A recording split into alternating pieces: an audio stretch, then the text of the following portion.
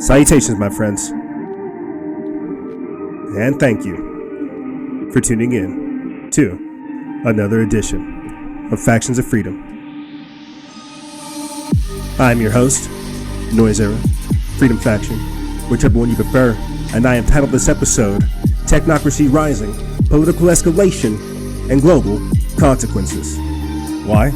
Well, we have a technocratic ruler Klaus Schwab coming out saying that there will be technocratic dictatorial rule by a tiny elite, as well as the Archbishop Vigiano saying that there is a global conspiracy against God and humanity.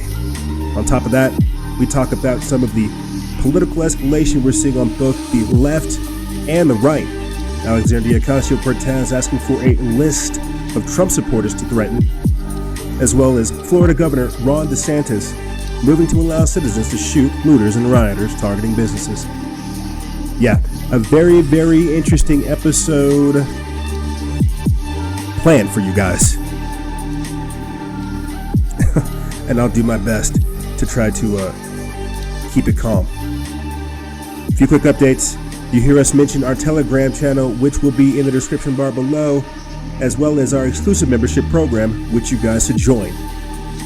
The link for that, as well as our minicast, The Pathway Forward, can be found in the description bar below. And with that being said, let's start the show.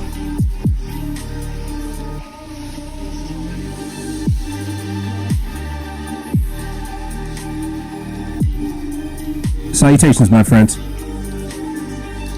and thank you for tuning in to another edition of Factions of Freedom.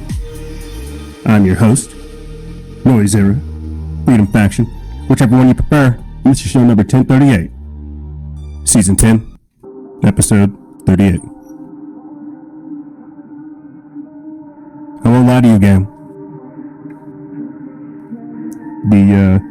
The energy in the air is chaotic. It's off the charts. It's misdirected, and I'm glad. I really am. You may have noticed we also switched back to the old mic. I listened back to that other episode, and well, you know, sometimes price tag doesn't equal, it does not guarantee the quality sometimes that you are looking for. That's why they say the equipment is only as good as the user. So we decided to switch back. But, you know, looking outside the window, looking outside the world, the energy is off the charts. It's all over the place, and it's chaotic, man. You know, but let me tell you something about energy real quick. Earlier this week on the on Instagram Live, the one that got deleted, I told the audience that was listening about how I had to butcher one of my chickens. And, well, I ate that chicken today, or last night. And it was so crazy because I started at 7 and finished at like 12, but it didn't take that long to cook the food. I think we were all just kind of wired from how much energy there really was. You know, from preparing the food to picking the kale and the squash and the cucumbers and the onions and stuff from the garden to the preparation of the sauce. You know, to even the broth, the chicken broth, the bone broth for the pups. You know, it truly was an experience because, you know, this bird we got, I think, on Cinco de Mayo, and unfortunately he passed away, or the rest of the flock passed away the day after Thanksgiving, but or Halloween, but he himself passed, I think, like a week or two after. And it's just crazy to think of, like, again, that cyclical nature, you know, of how energy works. And I think that's what I was really consuming more so than the actual meal itself, is the energy. You know, whenever I was watching a video on how to effectively and efficiently carve and butcher that bird, and break out that wishbone, I thought to myself, gosh, I could see how so many different cultures associate the slaughtering of chickens to sacrifice, because there's a wishbone in there. I think again about the resources, energy, and just putting your energy into something to have a return. And so all these thoughts are going through my head as I'm just literally, pulling the meat from this bird, cutting the meat off. And it really was an interesting experience, and I'm not saying it was traumatic, but this is me kind of catching you guys up on how the process went, and then I went on to have like mushrooms, onions, garlic, medley with it, a little curry sauce too. And it was pretty good, man. I barbecued or baked barbecued the wings, and it was just crazy. Again, I think raising it from start to finish to now consuming it. And I think that's what I'm trying to break down to you guys. Is because with the exclusive members, I told them about how useful the chickens had become. Now we got all kinds of people contacting us trying to give us egg cartons. And it's a little bit disheartening, because we were churning out at least like 8 or 9 eggs a day. And like I said before, we were helping all kinds of different people, families, families, friends, neighbors, and stuff like that. And, to butcher my rooster after all this, and only have two hens, one that's laying and one that's like a baby. The same one that we got on Cinco de Mayo. Her name is Cinco because she has 5 little toes. And to just go from that maximum production to just like barely even having one, because my laying hen is a little bit stressed out. She hasn't been producing, plus the weather here. And so I think this will all come in handy when we start talking about, food shortages, the socioeconomic reformation, rationing, inflation, the breaking down of the food supply chain and stuff like that, because I'm not doing this on nearly an industrial level, but this is me just trying to kind of make it a little bit relevant for you. When you think about all those chickens that had to get euthanized, that's probably a very, very traumatic experience for those farmers, man. Because this was a very, very interesting experience for me, but I couldn't do it. I couldn't imagine doing it on an industrial scale. But back to the butchering of the bird, and the consumption of that energy, and so much more. Managing resources and just really looking at yourself as like an asset, or really just trying to give back to the community, man. Because I didn't really think that I was helping all these people until all these people started asking me for more eggs, and I had to tell them the sad news. And so this is the world as we end 2020. And I'll keep you guys appraised as to what happens over here on Casa de Clinton with all my chickens and whatnot.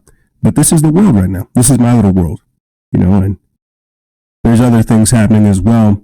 But I thought that would be a good way for me to intro into the story, into this week's episode, talking about energy, talking about the world, talking about natural human behavior, right? Getting out there into the world, into your yard, homestead, and more.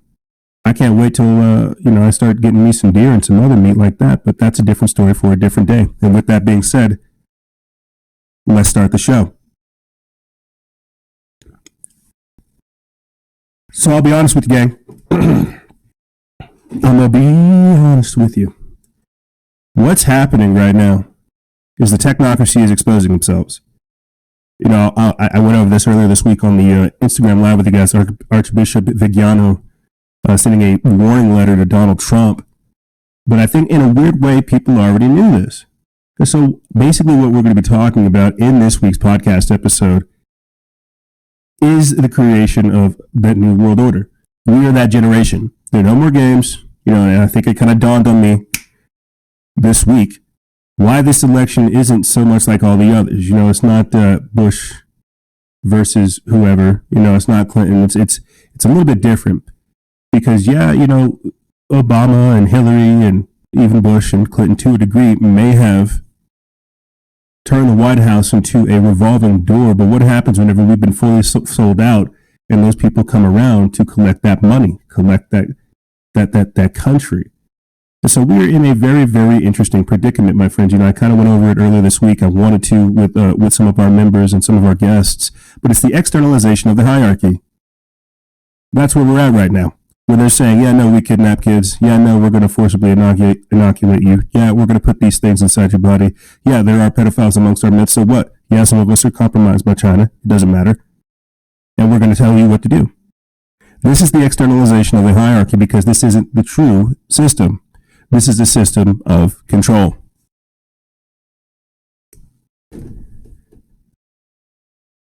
Just last week's episode was American contention. Well, you got to understand that contention creates distrust, and that distrust sows the seeds for dissent, and that dissent makes us become ungovernable. So let me go ahead and get this article up for you guys. We'll go ahead and get started. This is going to be a good episode because we are going to be pulling information from our Telegram channel. That's right. We're going to be pulling information from our Telegram channel. We currently have 174 subscribers. I'm very excited about that. And trust me, we are going to grow. But here, check this out. Quote, global conspiracy against God and humanity. Archbishop warns Trump of COVID health dictatorship and chilling open letter. This comes from Planet Free Will. They put this up November 10th. And the reason why I'm going ahead and starting this episode off harsh, just telling you what it is because that's how overt this is. People that have the eyes to see what's going on and the ears to listen to what these people are truly saying are trying to sound the alarm. This is not a normal time. I think I was trying to say that earlier with the whole Hillary and previous presidents thing. With Joe Biden, it's a little bit different. He's openly compromised. He's been named in a criminal case. This is a constitutional crisis. And they're planning for that. They want to overload the system and break it down. Because again, whenever it's the same thing like with the economy. They will drive down all the prices of everything and then have everybody get bought up by yuans on the dollar. But here, I digress. Let me get in this article and then we'll continue on. It says, in a chilling open letter to President Donald Trump, Archbishop Carlo Maria Viganò warns that the COVID-19 pandemic is a part of a, quote, global conspiracy against God and humanity that aims to put an end to human liberty as the world knows it. Viganò, who formerly served as the apostolic nuncio to the United States from October 2011 to April 2016, warns the president of a, quote, great reset planned by, quote, a global elite that wants to subdue all of humanity, imposing coercive measures with which to drastically limit individual freedoms and those of an entire population. The Archbishop says the plan leads to a health dictatorship that will bring an end to poverty rights and usher in adherence to a program of vaccination against COVID-19 and COVID-21 promoted by Bill Gates. Quote, we see heads of nations and religious leaders pandering to the suicide of Western culture and its Christian soul, while the fundamental rights of the citizens and believers are denied in the name of a health emergency that is revealing itself more and more fully as instrumental to the establishment of an anti-human or of an inhuman faceless tyranny, he writes. What's crazy is he's literally talking about the creation of the New World Order, that beast-style system as prophesied in Revelations. This is where we're at. We'll neither be able to buy nor sell without receiving the mark. And today, you have Ticketmaster already requiring vaccine identification before you go into concerts. Yeah, because that's what you do. You go to concerts to be healthy, apparently. Let me get in this article. Here's the open letter in full. I'm not going to read it in its entirety because it's very lengthy and powerful. I would definitely recommend that you guys do so. I'll put the full link to this article in the description bar below. It says, Mr. President, allow me to address you at this hour in which the fate of the whole world is being threatened by a global conspiracy against God and humanity. I write you as an archbishop, as a successor of the apostles, as the former apostolic nuncio to the United States of America. I am writing to you in the midst of the silence of both civil and religious authorities. May you accept these words of mine as the voice of the crying out in the desert. John chapter 1, verse 23. It says, as I said when I wrote my letter to you in June, this historical moment sees the forces of evil aligned in a battle without quarter against the forces of good. Forces of evil that appear powerful and organized as they oppose the children of light, who are disoriented and disorganized, abandoned by their temporal and spiritual leaders.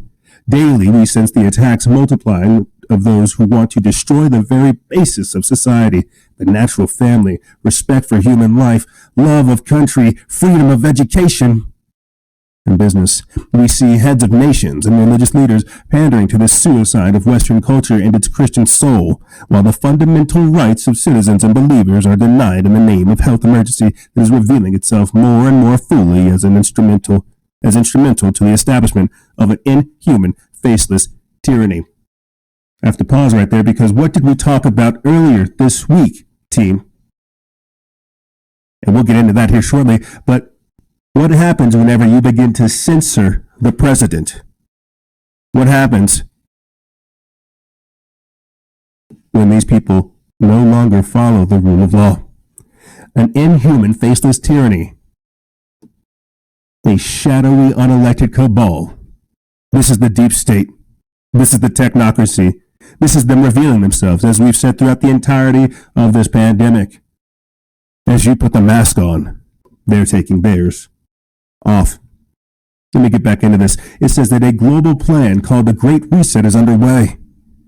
Its architect is a global elite that wants to subdue all of humanity, imposing coercive measures with which to drastically limit individual freedoms of those of the entire populations. In several nations, this plan has already been approved and financed. In others, it is still at an early stage. Behind the world leaders who are the accomplices and executors of this infernal project, there are unscrupulous characters who finance the World Economic Forum and Event 201, promoting their agenda. The purpose of the Great Reset is the imposition of a health dictatorship aiming at the imposition of liberticidal measures. Wow. Hidden behind tempting promises of ensuring a universal income and canceling individual debt. The prices of these concessions from the International Monetary Fund will be the renunciation of private property and the adherence to a program of vaccination against COVID-19 and COVID-21, promoted by Bill Gates with the collaboration of the main pharmaceutical groups. Beyond the enormous economic interests that motivate the promoters of the Great Reset, the imposition of the vaccination will be accompanied by the requirement of a health passport and a digital ID, with the consequent contact tracing of the population of the entire world. Those who do not accept these measures will be confined in detention camps or placed under house arrest, and all their assets will be confiscated. And you think about this, Archbishop Vigiano is coming right out the gate telling you what it is. But see, people can't see that. But see, that's a part of the externalization, you see. That's a part of it. And I think a lot of people have seen that take place this year. They have to tell you outright what they're doing so you can be aware of it. Oh, it's just 2 weeks. It's just 2 weeks to flatten the curve, and here we are a couple months later, still with the masks on. Yeah, they have to externalize this and tell you that they're going to do this. And a lot of what we've seen this year is people consciously join up with this system, knowing full well what it's designed to do. You see, because as I sit over here and talk about my little chickens and my little community projects and me just trying to help out here locally, there are people that don't want that at all. They want to assume that power. They want to rule your lives. Remember this snitch culture that COVID-19 brought, this new class-style culture that's being created? It's because of this. It is because of this. That's the plan. You see, whenever you have QAnon supporters telling you to trust the plan, now we have the Great Reset. We have all these labels. That's what's so crazy about it. All this stuff that used to be so controversial, so conspiratorial, so behind closed doors, so hush hush. It's now become so out in the open, so overt. But they got to make it trendy. The lines are being drawn. That's a part of the Civil War. Remember, I talked about it earlier this week, the breakdown of law and order, how it also includes politics and society, right? The social contract. That's because there are people that want to align themselves with the technocracy. They see us as just dirty humans. Look at this. Look at these maskless, gun-toting freedom fighters. Right? Isn't that what Hillary Clinton and Joy Behar said? Look at these anti-lockdown protesters acting like domestic terrorists. You have to understand the mindset of the people that we're going up against. But that's the even crazier part. These fools, they don't know that they're not joining the system. It's not going to serve them. The minute that they acquire power, they'll destroy the people that got them there. But again, this is the externalization of the hierarchy. And when people sign on with this project,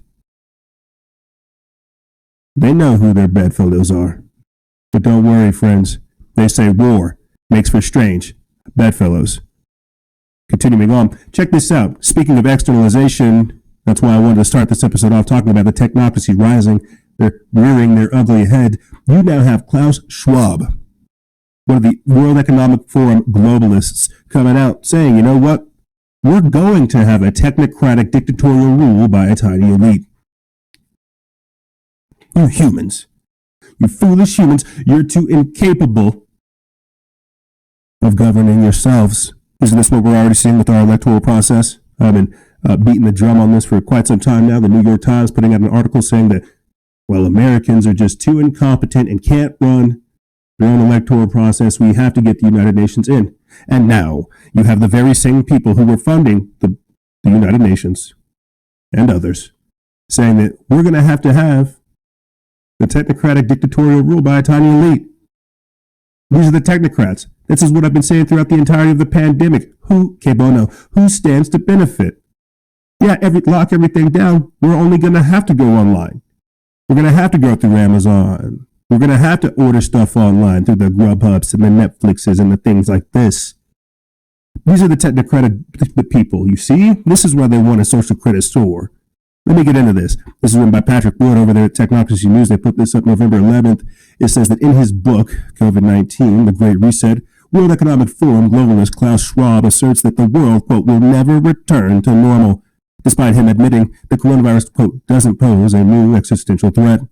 Breitbart's James Delingpole unveils how Schwab is even more explicit in his book about the elite's plan for exploiting the COVID-19 pandemic than in his public statements. Schwab has continually pushed for COVID to be exploited to push for a new world order, claiming that, quote, now is the historical moment of time, not only to fight the virus, but to shape the system for the post-corona era. There it is. There's that new BCPC, before corona, post-corona, the 2020, the never looking back, the new normal, you see. Because again, shut down the real world, put people out of their businesses, say we'll pay you to not work, shut down the electoral process. We're going to come up with something brand new. Continuing on, it says, quote, many of us are pondering when things will return to normal, writes Schwab. The shortest response is never. Nothing will ever return to the broken sense of normalcy that prevailed prior to the crisis because the coronavirus pandemic makes a fundamental inflection point in our global trajectory. The globalist makes this assertion despite admitting that the threat posed by COVID pales in comparison to the previous pandemics. Quote, unlike certain past pandemics, COVID-19 doesn't pose a new existential threat, he writes. Schwab makes clear that the Fourth Industrial Revolution, or the Great Reset, will fundamentally change how the world operates. Quote, radical changes of such consequence are coming that some pundits have referred to as before coronavirus and after coronavirus era. We will continue to be surprised by both the rapidity and the unexpected nature of these changes. As they conflate with each other, they will provoke seconds, third, fourth, and more order consequences, cascading effects, and unseen and foreseen outcomes, he writes. As Delingpole explains in his column, The Great Reset merely represents a repackaging of the old globalist agenda, which has been stuttering over the last decades. Now, let me tell you what this is really saying. They're telling you, not that they did a good job, but that they want to start over. Like, really understand what this is. Shutting things down like this, shutting down businesses, engaging in censorship, curating content, manipulating information, engaging in social engineering. This is the technocracy. And to a degree, we are already forms of a transhuman. Sad truth. We're not cyborgs, but we're proto-Borgs, you know? The things that come before the Borgs. That's why they want to get these chips in you. That's why they want to make it seem cool. You have to understand. This is not a normal time. Let me say it one more time. That's why Joe Biden's not the normal candidate. when he's got all these foreign powers behind him, and we're doing this whole socio-political reformation thing, this rediscovering of nationalism versus globalism, which will develop as regionalism. Look at what I'm explaining to you. This is the paradigm shift. This is it. This is why all this stuff is so crazy. This is the externalization of the hierarchy. This is them overriding the old world order. Again, a perfect example is this. We just passed Halloween. Thanksgiving's running up on us, and they're already saying they're going to shut down Christmas because of COVID. Now, what this is cancel culture. What this is, it's creating lockdown culture. We went over this beforehand. But again, this is the technocratic elite. This is them ruling by fiat and dictate. That's why this is so crazy. But think about this. I don't think it really kind of dawned on people, and I went over this again last week, or this week, really. I don't think it really dawns on people what censoring the president means. It happened just last week. Let me see if I can go ahead and get this clip up for you guys, and we'll continue on. It happened last week, this week, and more. But check this out. Measures whatsoever. Well, we're interrupting this because what the President of the United States is saying, in large part, is absolutely untrue. He began, and we're not going to allow it to keep going because it's not true. He began with there were legal votes, and if they only count the legal votes, I easily win. If they count the illegal votes, they're trying to steal the election. There is not a scintilla of evidence that this is true. None. There's only words here. No truth. He said the pollsters knowingly got the polls wrong to create voter suppression. There is no evidence of any kind that this has happened, and he's provided none. He said that there is actually a red wave in this election. That is categorical. Now, it doesn't matter what you think about Trump. Everybody has the same right to say whatever, and you could say, oh, he's inciting his supporters to carry out violence and stuff like this. Let me pull back from all that type of talk and really say, if our own president can't speak in his own country, who is running the country? That's why we're talking about this off of the heels of the technocrats, Klaus Schwab, and the Great Reset and the World Economic Forum. If Donald Trump cannot even speak in his own country, you think about this, it's going to happen to you. It's going to happen to me too, no doubt. But if our so-called elected president cannot even speak in his own country, who's running things? And check this out too. Here's another thing that happened just last week. Don't worry, we'll get caught up to this week as well. This happened last week as well. Facebook deletes Stop the Steal group and forces emergency limiting protocols post-election. They're just saying that they're engaging in the censorship.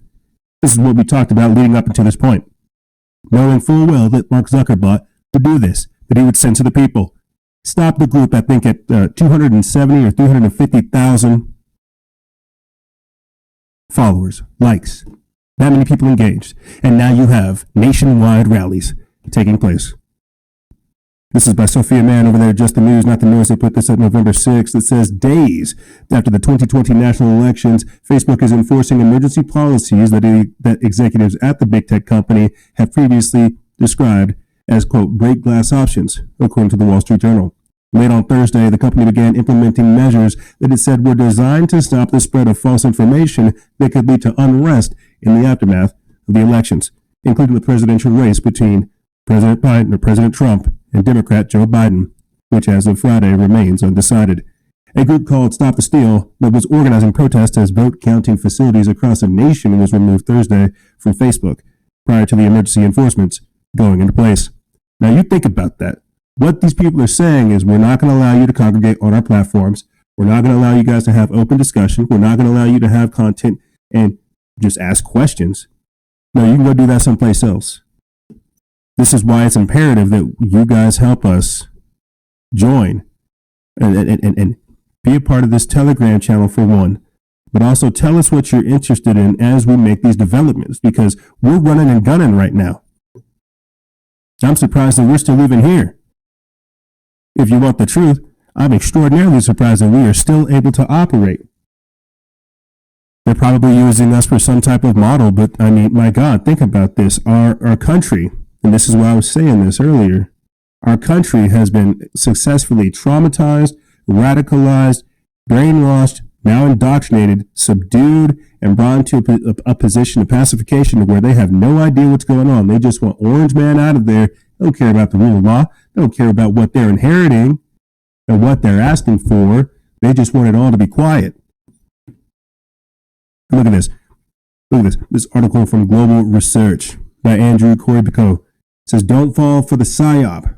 Biden's not officially the president-elect. At least not yet. And think about this. That's why it's very important. A projection versus a declaration is much different. And we talked about this again leading up into this moment that Biden said he would assert control. That's why he's trying to seem official as he begins to meet with world leaders and foreign leaders, having an office of the president-elect like that's brand new, while the votes are still being tallied. That's what's, again, so mind-blowing about all this. I kind of want to, here's what I'm going to do instead. We're going to read a little bit of this, and then I want to read some of the information, or I'll just go over quick election news and results and stuff like that, because the votes are still being tallied. I myself have an official piece of, an authentic piece of fake news, the same way that they printed off Madam President magazines of Hillary Clinton on Time Magazine and stuff like that, is the same way that I have newspaper articles of President Joe Biden. Let's get into this. It says a massive psyop was launched across the world after the mainstream media's projection that Biden will become the president-elect deceived average folks and foreign governments alike into thinking that the U.S. contentious 2020 presidential election has finally concluded. But the existing and forthcoming litigation from the Trump team, it might change the final tally in key battleground states and in turn influence how the Electoral College votes in the middle of next month, since it's this institution, not the media or the popular vote, which legally decides the presidency as per the Constitution. So let me go ahead and simplify that for you. When I told you that Donald Trump won the election, but the media and social media are going to give it to Biden, we are in that theory right now. Better yet, we're in that fact, reality, right now. That's why he is the projected winner and not the declared winner. You can go ahead and have as many insights and analysis and stuff as much as you want, but that's why they want to try to count the votes. That's why I tell you it's going to be dragged out for extended periods of time. And as Trump begins to gain ground, that's when they're going to agitate the left, which is going to set them into a frenzy to probably go after voting centers and cause all kinds of other stuff like that. But here, let me get back into this. We'll war game another time. Since most of the world fell for the massive psyop that was launched over the weekend after the mainstream media projected that Biden will become the president-elect, this dramatic declaration of factually false and deliberately ignores the legal process for deciding the presidency as stipulated by the Constitution, instead relying on the masterful manipulation of carefully cultivated perceptions to craft the impression of a false accomplice despite the coup plotter's desired outcome not yet being legally certified.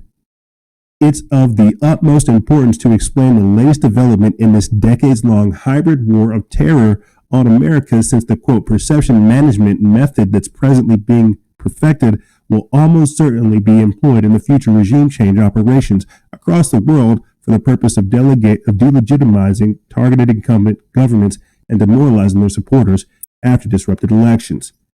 Again, simplification, we're very surprised that a country, America, known for meddling in other people's elections, like what we try to do in Venezuela, are surprised that whenever a multitude of different countries come together to create a coalition, a Joe Biden-Harris administration, begin to manipulate our own elections. And that's where we are right now. That's why you have a controlled media bought out by China and other aspects are propagandizing us. I mean, this is truly it. Now, with things like the Smith-Mundt Act and more, we are heavily being psyoped. Again, people don't know what's real information. Censorship, misinformation, fake news, fact checkers and all these things. It's like they're telling you, we're not censoring you, but are you fake news? We're not censoring you, but we're going to send the fact checkers after you. We're not fake news, but we really think you should quiet down. We're not fake news, but we're going to take your page down. Think about this. We're in those days. We're in the days of disinformation where you have the media deploying misinformation. This is a very, very lengthy article. I won't get into it. I wanted to just, start getting into it with you guys. But really think about what I'm trying to break down to you. That's why they're going to draw this out. They don't want the truth coming out. They want people to go along with the lie and how this would stand to benefit them. Really think about this. Check this out. I got a quick video I want to play for you guys after this article. And we'll close out this segment. It says censoring Donald Trump is, quote, more dangerous to democracy than anything he could ever say. This is an article authored by Kit Knightley via offguardian.org, but the good folks over there at Zero Hedge reposted it. It says oligarchs and social media giants are now claiming a monopoly on the, quote, truth, and that should worry everyone. They put this up November 9th. And think about this. This goes back to what I was saying by censoring Donald Trump. They already put it on my page where they say, oh, this is sensitive content. Are you sure you want to see it? Oh, this is fake news. Do you want to see why? People should be allowed to think for themselves. This is the marketplace of ideas. This is what the First Amendment should represent. But whenever people are no longer able to freely express themselves and have freedom of expression, free speech, any of these types of things that exemplify people, saying how they feel, just expressing themselves, whenever that is hindered or censored or manipulated, we no longer live in a free society. This is why our good friend Charles Casson of Truth is Terrorism chose that name, that in an empire of lies, truth is treason. They don't want the truth coming out. That's why they'll say everything he's saying is patently false, patently false, patently false, patently false. Well, everything can't be patently false. And this is the problem. Because whenever we begin to hang these designations and censor the truth, or even censor the very thought of discussing the truth, we lose it. There is the devil in the detail. We realize that we are being lied to at a certain level, but if we can't have that honest discussion and engage in it with civility, we don't live in a free society. Again, this is the breakdown of law and order. Looking and masquerading as if it's caring about you. That's why I'm saying that it includes politics, the social contract, and more communication. We're going into bondage.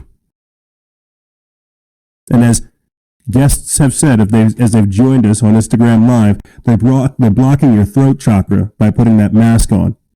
And censoring is the same thing. Let's get into this article. It says that the media have called the election for Biden, but the counting goes on, and there is a legal case in the offing.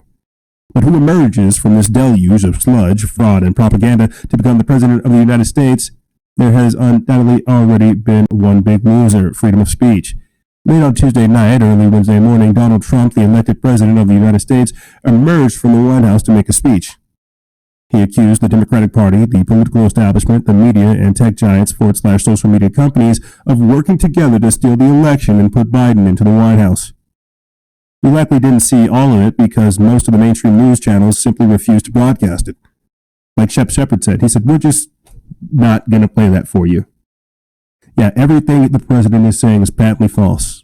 Some people have also said, in good countenance, I can't honestly play what the president's saying.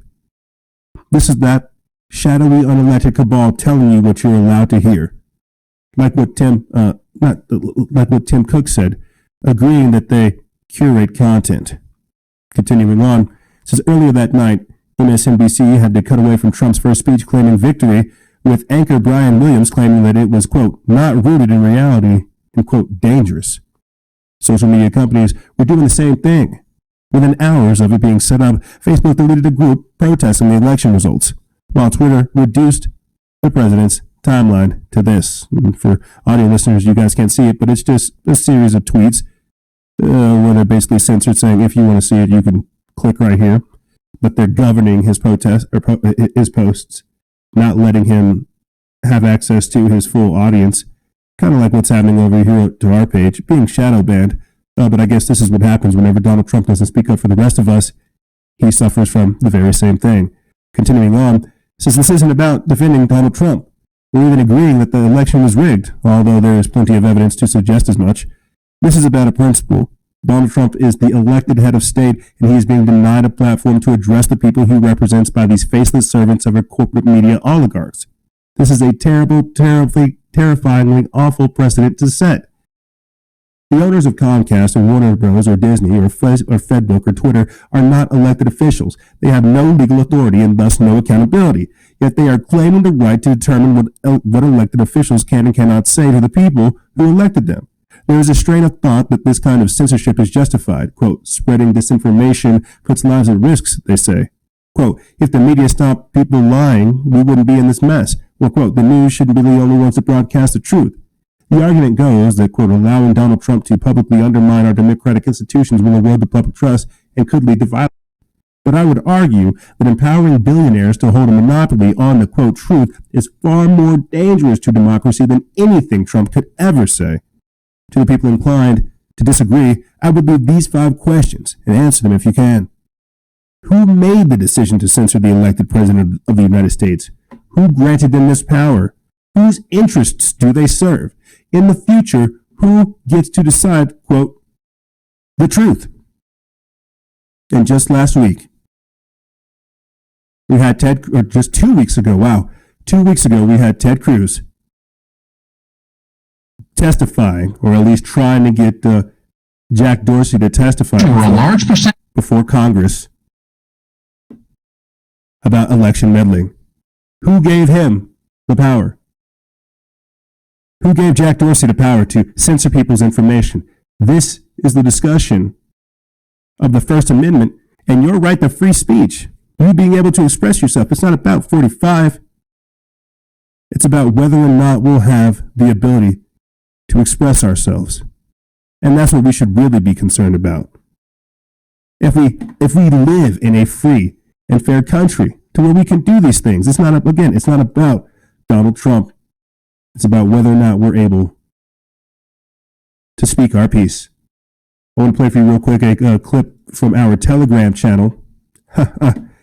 Our Telegram channel, which I'm very proud of already. I just want to say real quick, when you guys do join our Telegram channel, again, you get access to all the stuff without all the riffraff. You can see the videos that we put out there. You can get access to the articles really quickly. Again, you don't have to experience some of the censorship, right? The shadow banning. There's not a whole bunch of likes and comments and stuff like that, but you're still able to get the information directly, and that's what I appreciate. But let me go ahead and get this clip up for you guys, and then we'll close out this segment. Here is Tucker Carlson talking about people living in dictatorships and how only people that live in dictatorships are told to accept the election outcome. Of our population no longer believes that our democracy is real. That is sad. It is also dangerous. It can easily get worse.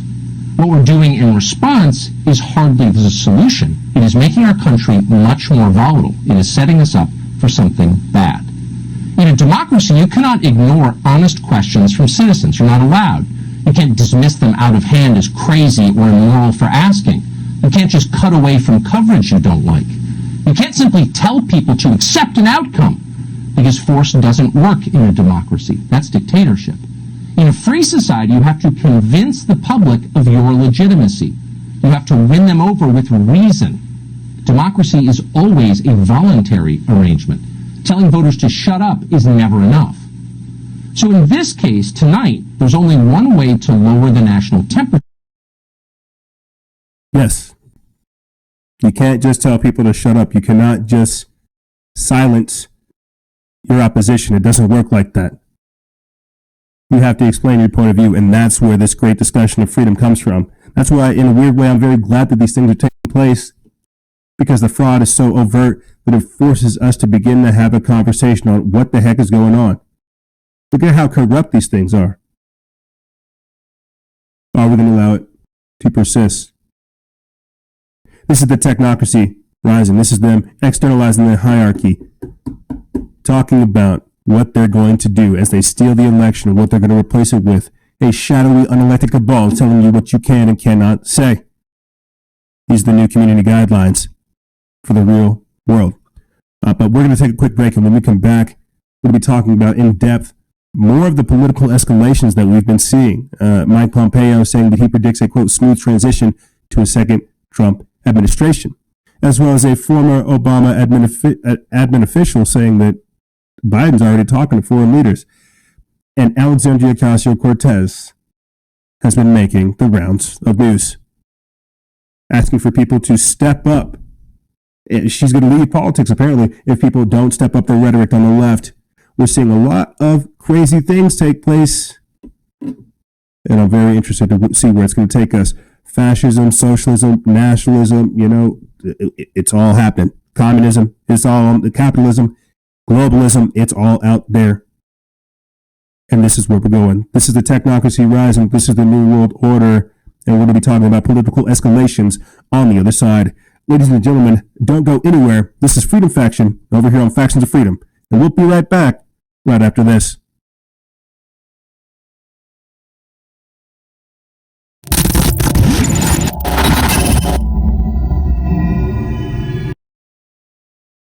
In a world where secret powers are at play, where nothing is as it seems, one brand of clothing gives crusaders of truth a voice.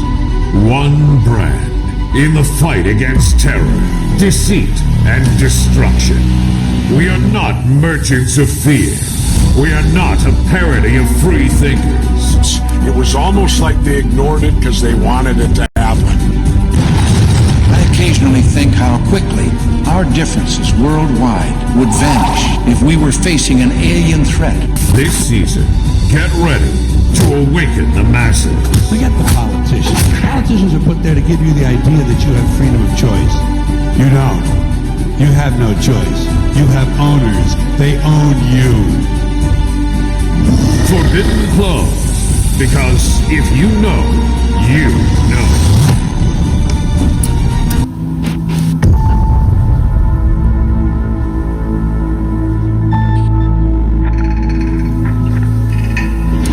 Understand what's going on around you. You are in a state of war, and you have precious little time to save yourself.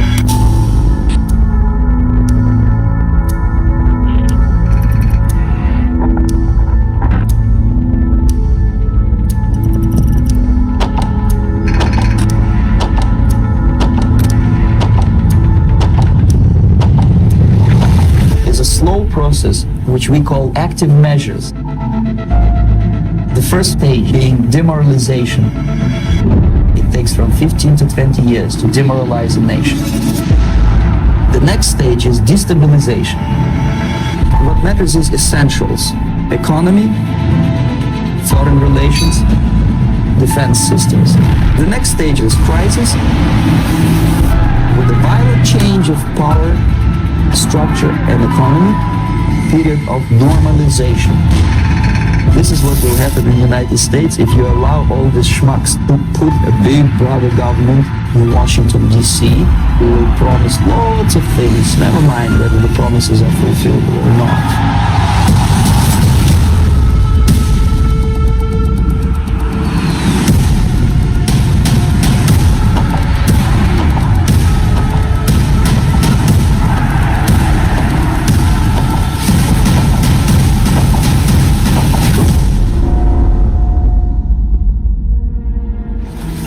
The time bomb is ticking.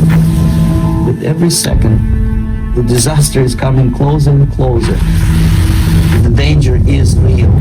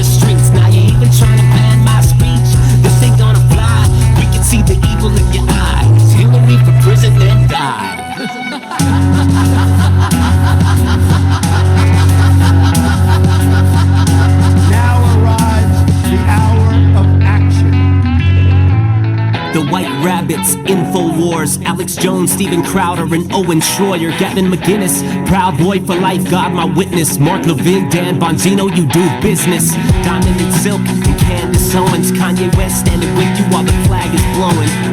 Across the pond, and Paul Joseph Watson, homie, you're the bomb like jihadis in Boston.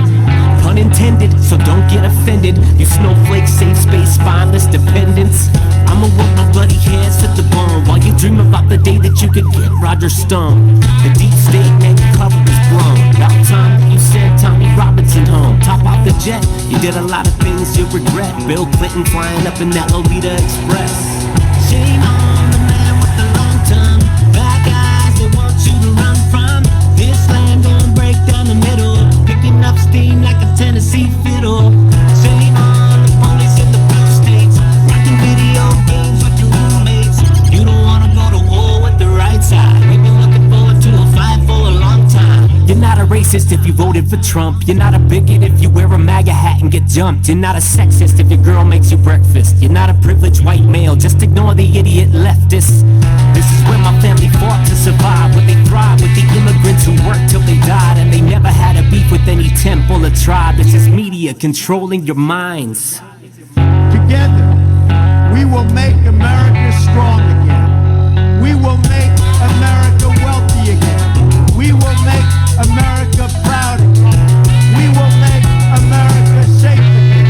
And yes, together, we will make America great again. Don't tread on me, I won't tread on you. Cut me, I bleed red, white, and blue. Homegrown and down to get dirty. I'm a mean shot with my whole 30-30. Brother, we can get it if you cross that line. You can take a look at my American mind. Fly over, drop him right on top. Shame on the man with the long tongue. Bad guys, they want you to run from. This land gon' break down the middle. Picking up steam like a Tennessee fiddle. Shame on the police in the blue states. Rocking video games with your roommates. You don't wanna go to war with the right side. We've been looking forward to a fight for a long time. Nobody knows the game better than I do.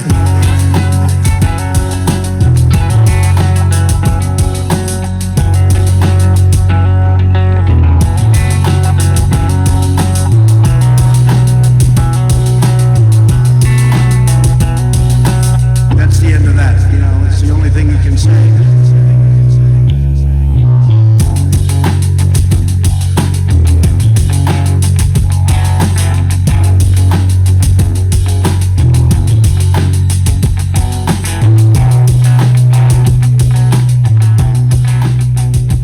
Proud Boys. and right Proud Boys, stand back and stand by. But I'll tell you what, somebody's got to do something about Antifa and the left, because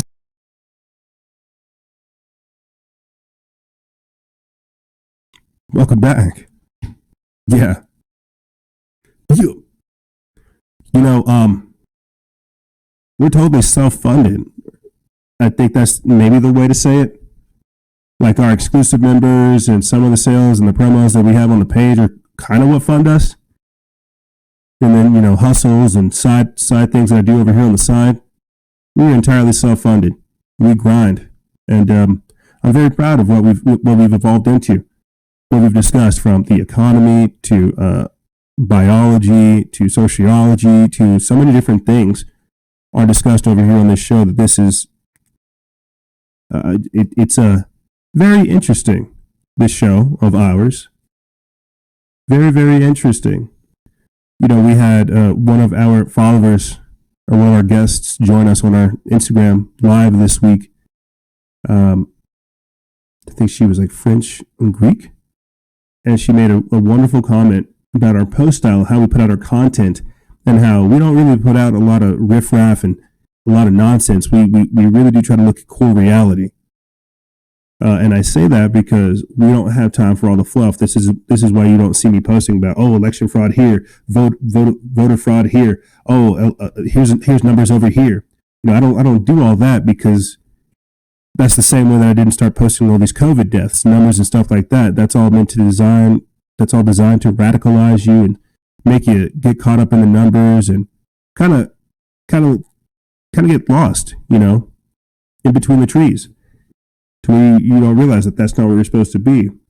And so when I tell you that I'm proud of us being self-funded and being able to discover this type of mindset, this type of ideology, and to form this, just being like a one-man army operation over here, putting all this stuff together, that should be a testament to every single person that's listening right now and in the future, to what one person can do and the amount of impact you can have based on consistency. I was saying earlier today that my morals will be my downfall. And, that could be true. When you look at all these vaccines and microchips and the social credit score system, the mark of the beast style stuff, kicking people out of society and crap like that could be my downfall. But this is the world that we have. And if you don't stand for something, you'll fall for everything. And so for the fact that we're still being able here to operate post-election with all this censorship going on, and still able to grow because of your guys' continued interest and support and engagement, and indulgence of all my little nonsense, it truly is a testament. And I'm very, very grateful. I'm humbled to still be here in this capacity. And I say that all the time, but it really should mean something, because I am one man, but I do represent you guys whenever I do all this. And that is an interesting thought that we'll discuss another time. But with that being said, let's start getting into this segment. Political escalations. Earlier this week, some stuff happened, and I'm going to tell you about it. Sorry. Earlier this week, Secretary of State Mike Pompeo says that he predicts a, quote, smooth transition into the second Trump administration. He's like, Mitch, look, listen, I'm getting phone calls from people all over the world. They're seeing this go down. They understand this election takes time. And we're going to be all right. We're going to be all right. There will be a smooth transition to a second Trump administration. All right, we're ready. The world is watching what's taking place here. We're going to count all the votes. When the process is complete, there'll be electors selected. There's a process. The Constitution lays it out pretty clearly. The world should have every confidence that the transition necessary to make sure that the State Department is functional today, successful today, and successful with the president who's in office on January 20th, a minute afternoon, will also be successful. I went through a transition on the front end. I've been on the other side of this. I'm very confident that we will do all the things that are necessary to make sure that the government, the United States government, will continue to perform its national security function as we go forward. So you believe there's widespread voter fraud, that the reports that we're getting from Pennsylvania, from Michigan, showing vote totals in massive leads or significant leads with 99% reporting are going to be overturned, and that the United States failed to conduct a fraudulent free election? Rich, I'm the Secretary of State. I'm getting calls from all across the world. These people are watching our election. They understand that we have a legal process. They understand that this takes time. Right, it took us 37 plus days in an election back in 2000. We conducted a successful transition then. I'm very confident that we will count, and we must. Every legal vote, we must make sure that any vote that wasn't lawful ought not be counted. That dilutes your vote if it's done improperly. Got to get that right. When we get it right, we'll get it right. We're in good shape. We're in good shape. Smooth transition to a second Trump administration. He says it with such confidence that it does worry me. What do you have up your sleeves? I'm just going to go ahead and pull up some quick Instagram information. This is information results on the 2020 election. I'll go ahead and read a little bit of this, and then I'll get back into that previous article. But here, check this out. Updated 3 days ago. Wow, what happened? You guys were so on the key and on the money. And now that all this stuff's coming in, they're having to backtrack. This is the Instagram Voting Information Center. They said that the projected presidential winner was, of course, Joe Biden. They updated it 3 days ago. Right now, he has a total of 279 electoral votes, with Trump having 217. The House have won, the Republicans have won the Senate. You've got the Democrats running the House at 218 with the majority. And so Oh, updated 4 minutes ago. And so you have Instagram already saying that Joe Biden is the projected winner. That's who they expected. But whenever Trump does get reelected, and he will, if he gets reelected, I think there's a whole other conspiracy surrounding all that. I don't know if we have time for it, but what's going to happen is that's going to agitate people, because you cannot give people who have been emotionally compromised for this long the truth. All you're going to do is agitate them, upset them, aggravate them, and I hope I'm trying to make it clear to you what's going to happen. This is not going to be something quick and easy, quick and dirty. You get me?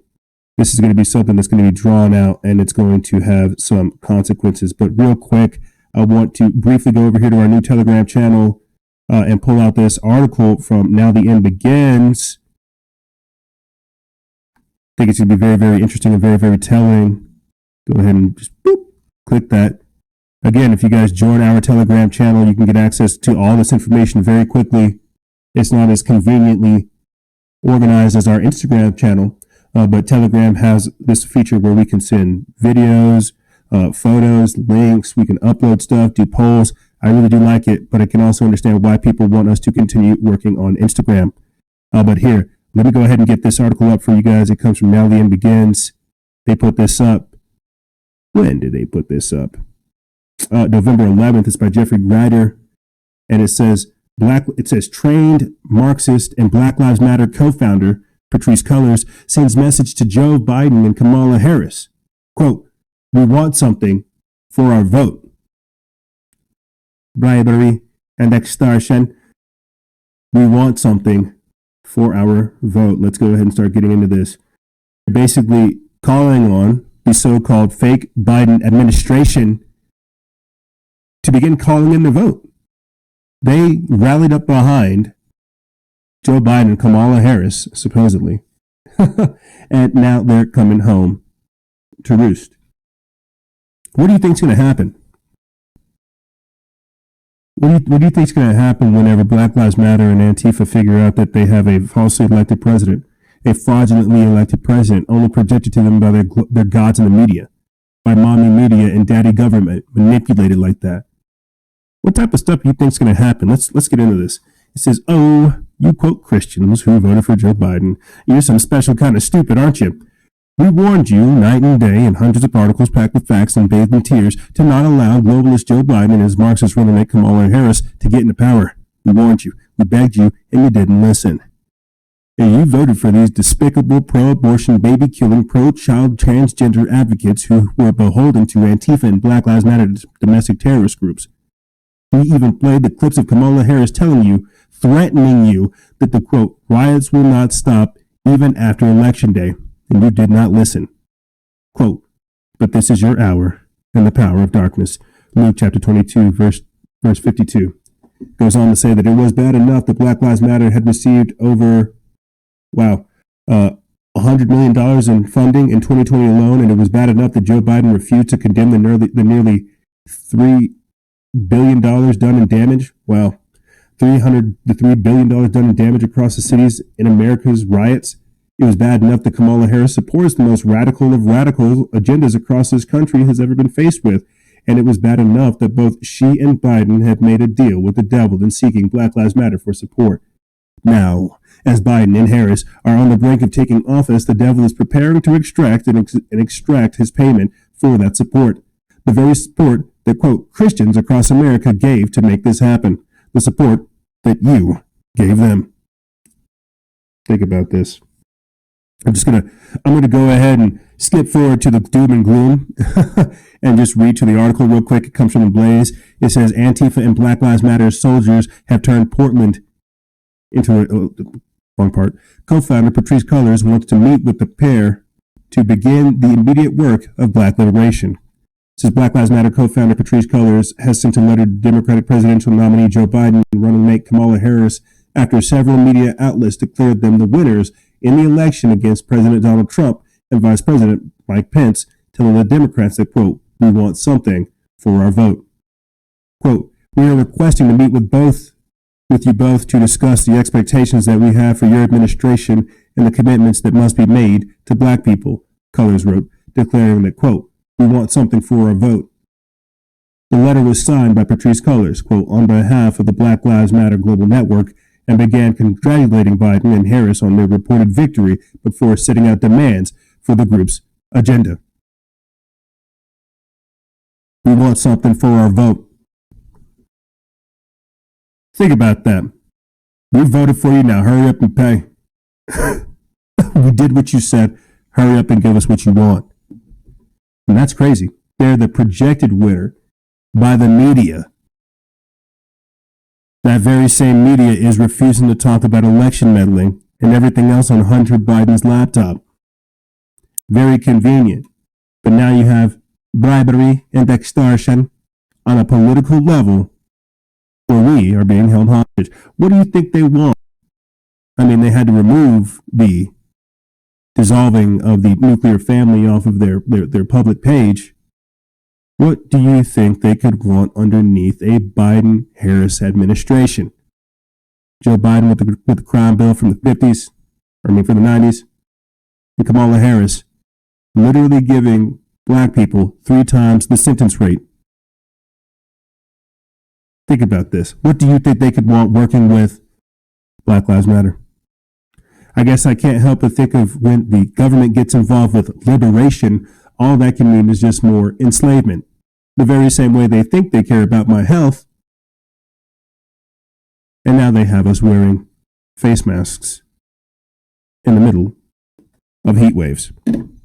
Yeah, here. Anyway, let's continue on with the episode, talking about more of this political escalation.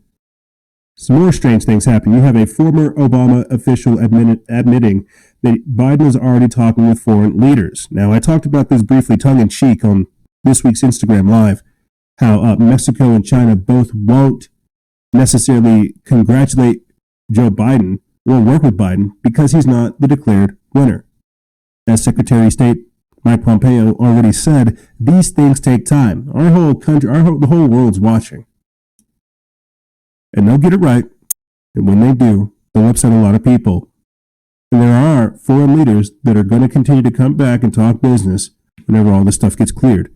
But that doesn't mean that it won't stop Joe Biden and his administration and the shadowy bureaucrats from already working on these things. Let's play this clip and then continue on. That's right, Nicole. And transitions are set up to be the most efficient way possible to hand over this massive apparatus of the U.S. government from one president to another. And that means you have to do several things at once. Part of it is, yes, mapping out personnel changes from cabinet secretaries to the several thousand political appointees that need to be filled to the White House staff itself. But also you have to get ready for your policy agenda from day one. So they have these landing teams that go into the different departments and agencies, literally teams of people who would be normally working out of the State Department or HHS, trying to get a handle on what's the state of play here, what's the latest on the virus that's in the U.S. government that we need to know about as we're making our plans so that we can have as seamless a transition as possible to January 20th. And this is an effort to kind of slow down those gears. But here's the thing, this is going to happen anyway, Nicole. The Trump people seem to be talking like they have some agency here. We're going to have the pageantry already of the president-elect announcing his advisory board. He's going to start announcing cabinet secretaries. The center of political gravity in this country and the world is shifting to Joe Biden. Foreign leaders are already having phone calls with Joe Biden talking about the agenda they're going to pursue January 20th. If that reality hasn't sunk in yet for some people in the White House, it will sink in when they have to leave on January 20th. And they're going to be in for a rude awakening here. I remember I was on the incoming side where I felt the spotlight shifting to us in 2008, and I was on the outgoing side in 2016 when it was shifting away from us to Donald Trump. That's just going to happen regardless of what they do. The question is, how much damage do they do? How much do they slow down that efficient transfer? How much do they sow seeds of doubt of whether this is a legitimate result to their supporters? But they cannot affect the basic story here. And the basic story is that Joe Biden won, Donald Trump lost, and Joe Biden's going to be hiring a team and getting ready to take over the government on January 20th. They can make that more difficult for him, but they can't stop it. They can't stop that, but the truth... That's right, Nicole. And transitions are set up to be the most efficient way possible to hand over this. Interesting statements from former Deputy National Security Advisor Ben Rhodes. Very, very interesting. Biden's already talking with foreign leaders. Doubtful. Probably the very same foreign leaders that he's already compromised with. You gotta think about this, man. This is very sophisticated. This mask thing is very divisive. And the very same divisiveness will be with these presidencies. Like I've been saying, it's going to be like a pick your own reality, choose your own reality type thing. Where are you going to go? You're going to follow this administration, or you're going to follow that administration. Yeah, there is an effective transfer of power, and I'm sure we may or may not see that go down. But the votes still have to be counted. Votes still have to be tallied. They're already doing recounts. Lawsuits are being filed. This is going to draw stuff out. So that transition of power can't take place because of the legal ramifications in between. That's why I foresee some other crazy and chaotic events taking place sometime around December, start of January. But speaking of political escalations, let me go ahead and start talking about this. I think it's very interesting because we have another article dealing with Alexandria Ocasio Cortez that talks about this type of escalation. AOC has threatened to leave politics if the Democrats don't move further left. An article written by Baxter Dimitri over there at News Punch. They put this up November 9th. And think about this. They're and I've been saying this throughout, again, the breakdown of law and order, how there's escalations on the right side, escalations on the left. You got the alt-left, the alt-right. All these things just popping up because these are not your regular Democrats. These are not your regular Republicans. This isn't just like conservatives and liberals. This is something else. This is communism and fascism and socialism and all of these isms, man. There are people, and that's why, again, you're going to have wartime conservatism where people have to begin to exemplify these values in a completely different way. But you have, again, AOC demanding that people step up. Free healthcare, free education, free housing, free all this stuff. Unaware of the economic impacts of this stuff. Like it's going to be very interesting. Let's read this and then we'll continue on. It says Socialist Representative Alexandria Ocasio Cortez has threatened to quit politics if the Democratic Party does not move even more further to the left. Just hours after mainstream media has anointed Joe Biden as president-elect, Ocasio Cortez seems to be having some type of meltdown. AOC told the New York Times that she could consider quitting politics if Democrats continue to be hostile towards progressive causes. She also, quote, might quit politics according to The Independent. She stated that, quote, I genuinely don't know. I don't even know if I want to be in politics. For real, in the first 6 months of my term, I didn't even know if I was going to run for re-election this year. Perhaps indifferent about the fact that the presidential election seems to have swung in her favor since there was no, quote, blue wave, AOC said this weekend that Democrats who lost House seats, quote, relied too heavily on outdated Democratic National Committee campaign tactics, according to Fox News. She called those who lost seats, quote, sitting ducks and refuted the claim that some Democrats thought the ideas of defunding the police and the Green New Deal cost moderates their seats and made the presidential race extremely close.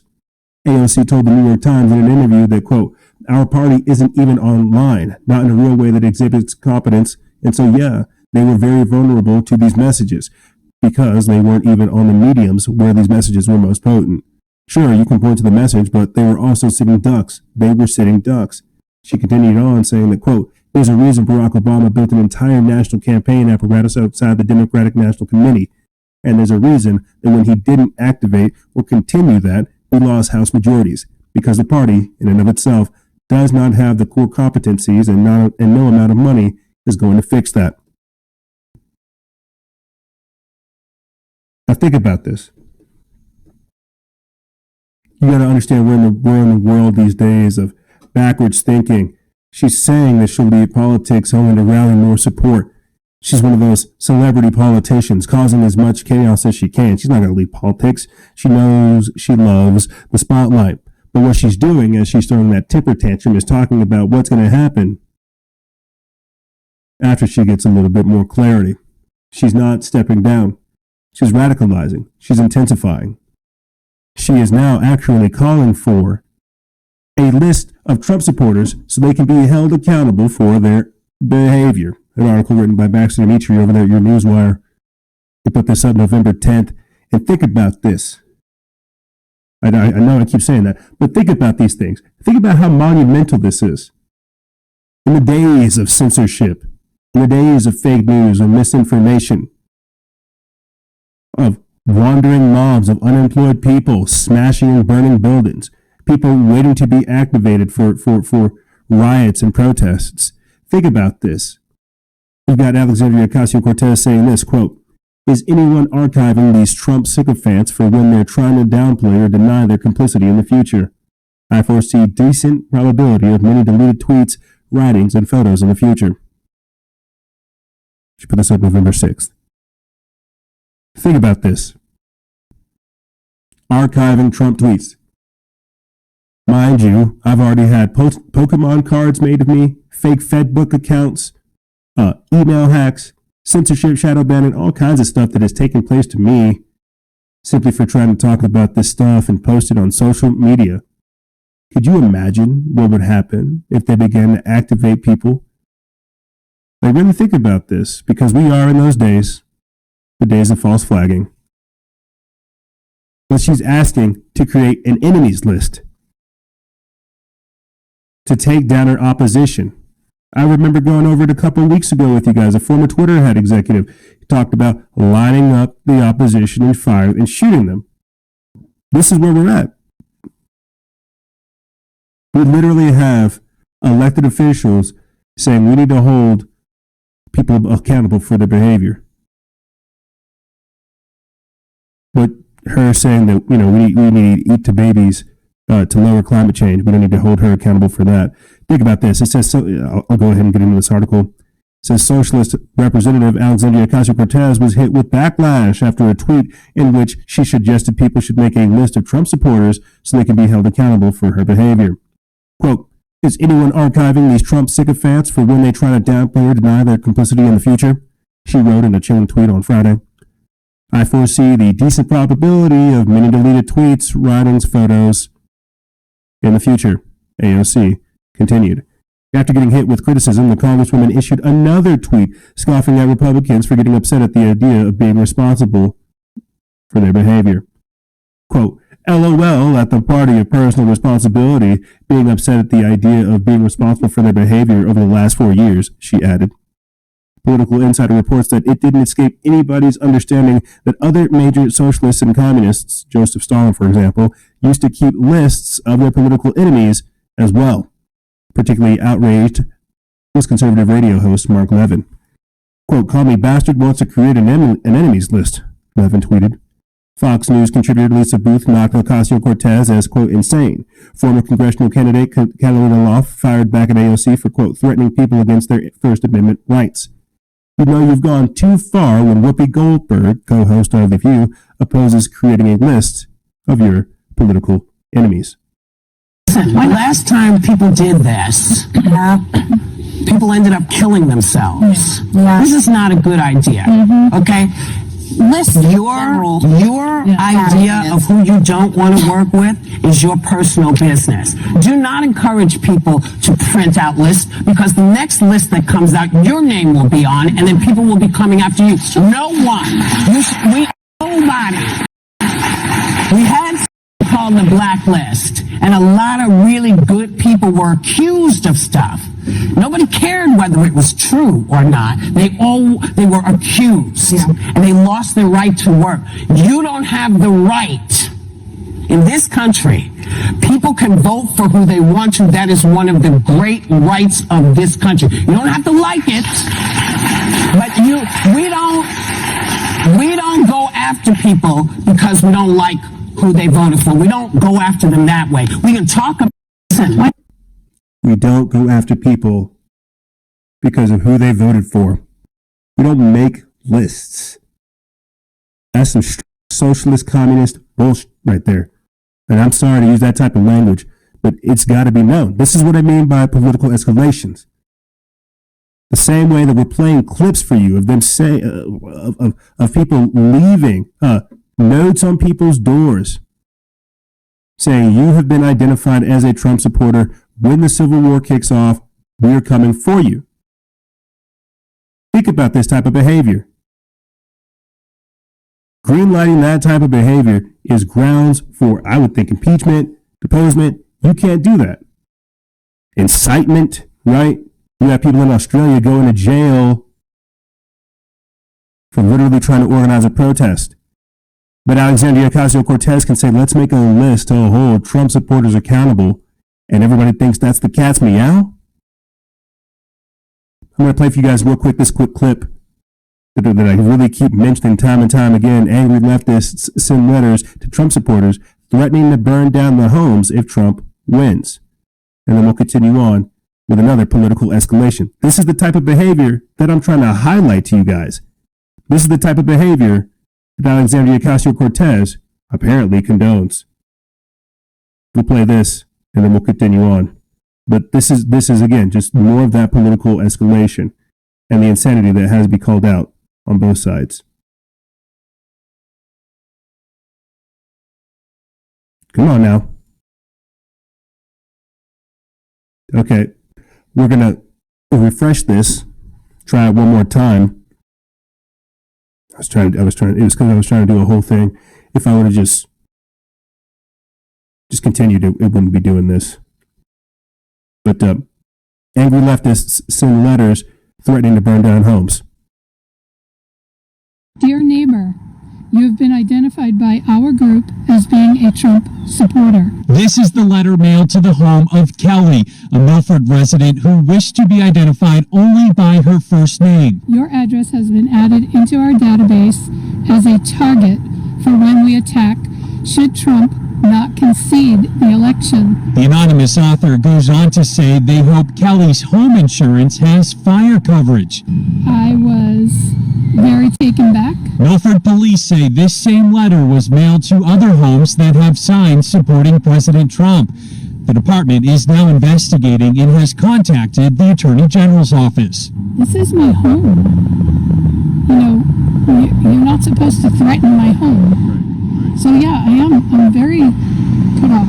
I'm very worried in the sense that, you know, this is going on in my town. But it's not just Milford. Two people in Brookline also received a letter. I was quite shocked that anybody would send a letter out with that type of threat. Police Chief Bill Quigley alerted the U.S. Postal Inspection Service and says whoever is behind the letters could face serious charges. Not only with us, with criminal threatening, and it's on a felony level because of the threat of burning homes down and causing injury, but it can also be with the postal inspectors, something on the federal level. And Kelly says she really wanted to share this story to encourage other people who may have received this letter to come forward and contact their local authorities. Reporting in Milford, I'm Tim Callery, WM News 9. Thanks, Tim. There you have it. So maybe that list that Alexandria Ocasio Cortez is talking about is the one that Antifa supporters or whoever's out there saying we're going to burn your house down, whoever's, like, again, who is telling these people to do this type of stuff? So this isn't some freak accident. This isn't some anomaly. This is an organized, subversive movement. And now you have Florida Governor Ron DeSantis moving to allow citizens to shoot looters and rioters targeting businesses. Now, before I get into this article by Nina Harris over there at News Punch, whenever they put this up November 11th, think about this. You're literally telling people this is again the political escalation. The left are saying that we're going to make lists of Trump supporters. The right saying, okay, well, we're going to start giving people the ability to shoot you in their establishment, in their building. This is again that violent rhetoric manifesting itself. They say politics is downwind from culture. We have a very violent culture, and it's being greenlit. It's being glorified. Kyle Rittenhouse did nothing wrong, right? Shooting 3 people at a protest, trying to run away from a mob of people. You tell me who's right or wrong.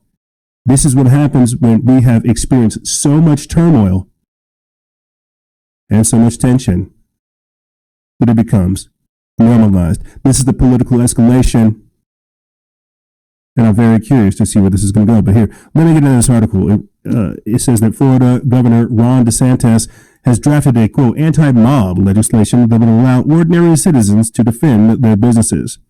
DeSantis' legislation expands the state's stand your ground law in response to the months of the far-left rioting in Florida and across the U.S. this summer. The legislation is an attempt to prevent, quote, violent and disorderly assemblies by permitting potentially fatal violence against anyone involved in the, quote, interruption or impairment of a business, according to the report by the Miami Herald. FoxNews.com reports that, quote, it allows for vigilantes to justify their actions. Sweet. A former Miami-Dade County prosecutor, Denise Georges, who has worked with stand your guard cases, told the Miami publication, quote, it allows for the death to be the punishment for a property crime, and that is a cruel and unusual punishment. We cannot live in a lawless society where taking a life is done so casually and recklessly. The draft legislation also includes measures that would make protesting which disrupts the public by blocking traffic a third-degree felony. The law would also reportedly grant immunity to drivers who unintentionally kill or injure protesters who were blocking traffic. Additionally, the law would allow the state to withhold funds from local governments that cut police budgets. DeSantis, an ardent supporter of President Trump, who won in Florida by just over 3 points, reportedly submitted copies of the legislation to the state's Senate Committee on Criminal Justice and the House Judiciary Committee, according to emails obtained by the Miami Herald. Quote, it's clear that the Trump beauty pageant is still going on with governors and senators who all want to be the next Trump, Miami Beach Mayor Dan Gelber told the publication. And the governor is clearly a very good contestant. Gelber, a former federal prosecutor, was also a critic of the Stand Your Ground law when it was first passed in 2005. DeSantis could not be immediately reached by Fox News for comment. And so there you have it. While you have AOC saying, we need to hold these Trump supporters accountable, somebody needs to make a list.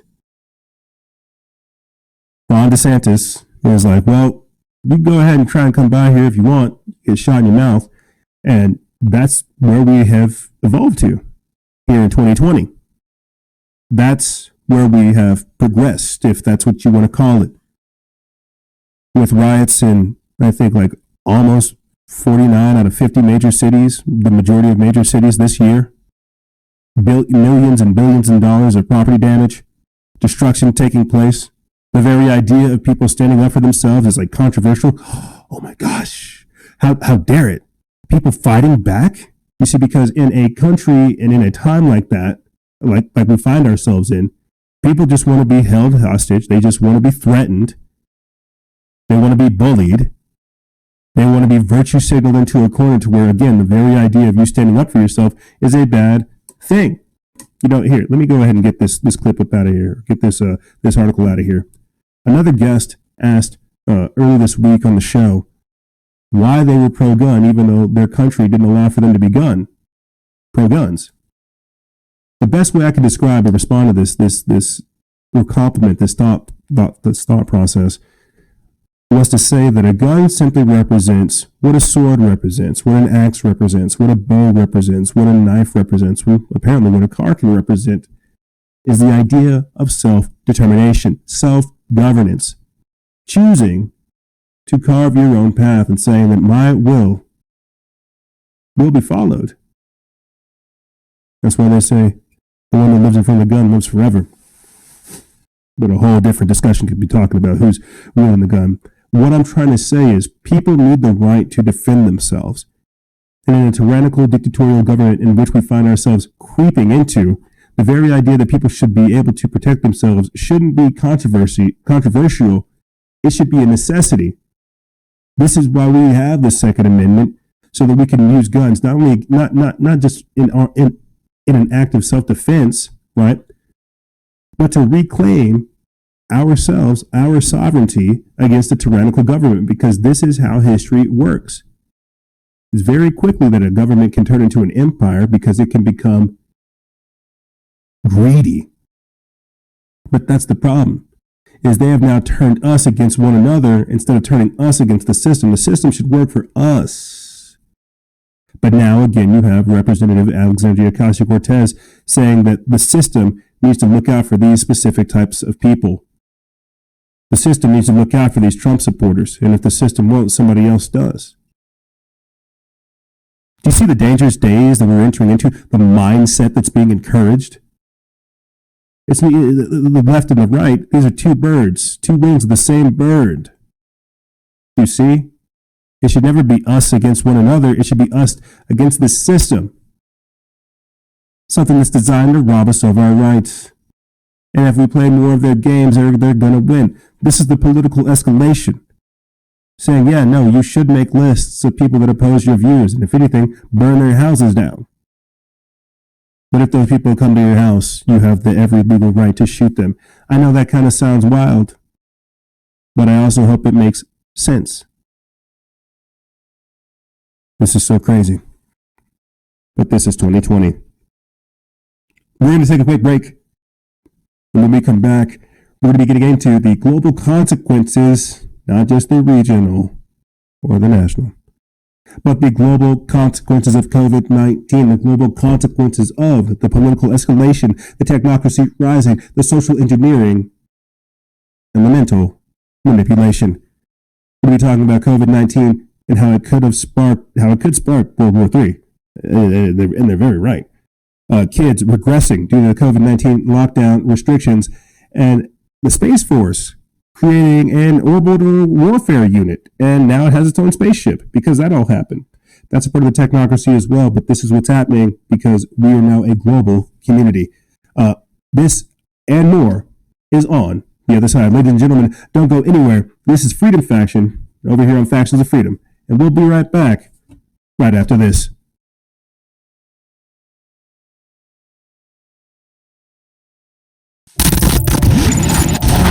The left has taken over the Democratic Party.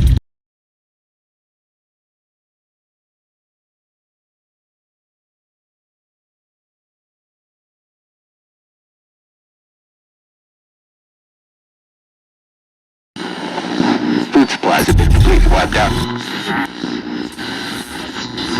We have a evacuation of all counties. I report complete devastation. We have a giant squall, cloud, probably up to the other path.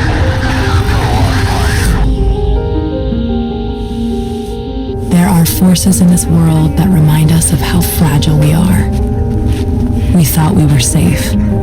We thought it could never happen to us. Then life like a fog descends upon us, blanketing our memories.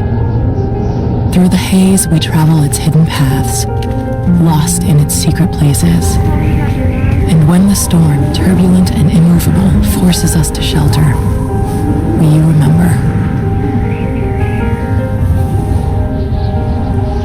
It calls to us, calls us back. Back to the ports and the harbors of our past. We fight the currents that pull and drag us off course, not a light or star to chart the way. And when we arrive, we don't always know it at first, the places we once loved guised by time. Then we see it, the place we've been trying to get back to. Safe at last, we've found our way home.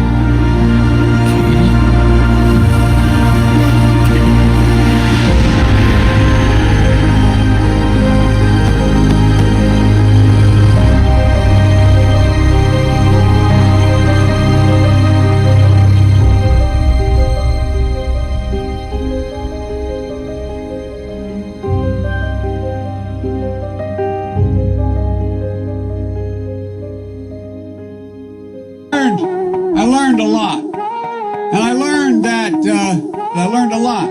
Anyway, Bo is associated here. Anyway, the point I want to make is, I learned so much. I learned black, white, all colors, all backgrounds, but I mean, come on, man. Men, women, gay, straight, everyone deserves a shot, you know. Come on, man. You know the thing. You know what I mean? You know the thing. You know what I mean? Come on, man. What I have to do is I have to continue talking about the things. Come on, man. I came down here because I remember the first bumper sticker I saw. I learned that I got hairy legs that turned blonde in the sun. And the kids used to come up and reach in the pool and rub my leg down so it was straight and then watch the hair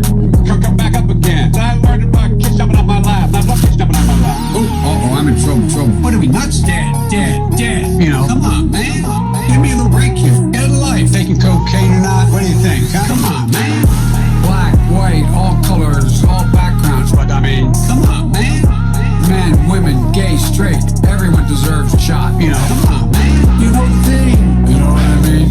You know the thing. You know what I mean? Come on, man. You have a problem figuring out whether you're for me or Trump, and you ain't black. Come on, man.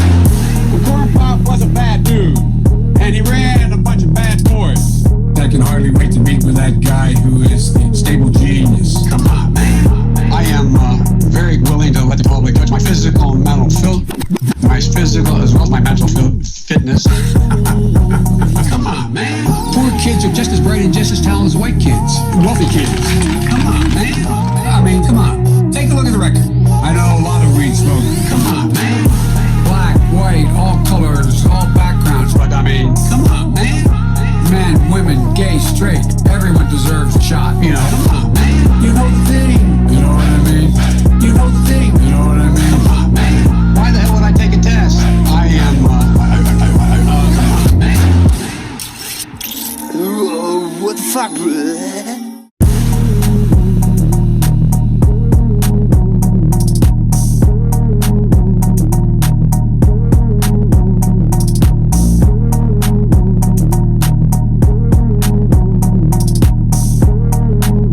Howdy do.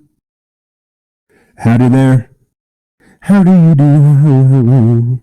Yeah, you know, like I said, I got that $200 mic, man, and that thing's super powerful, but I think I need to get better equipment to get it working. I don't want to say I'm a $50 kind of mic guy or an $80 type of mic guy. I don't have my Blue Yeti here. What is this? Exovan?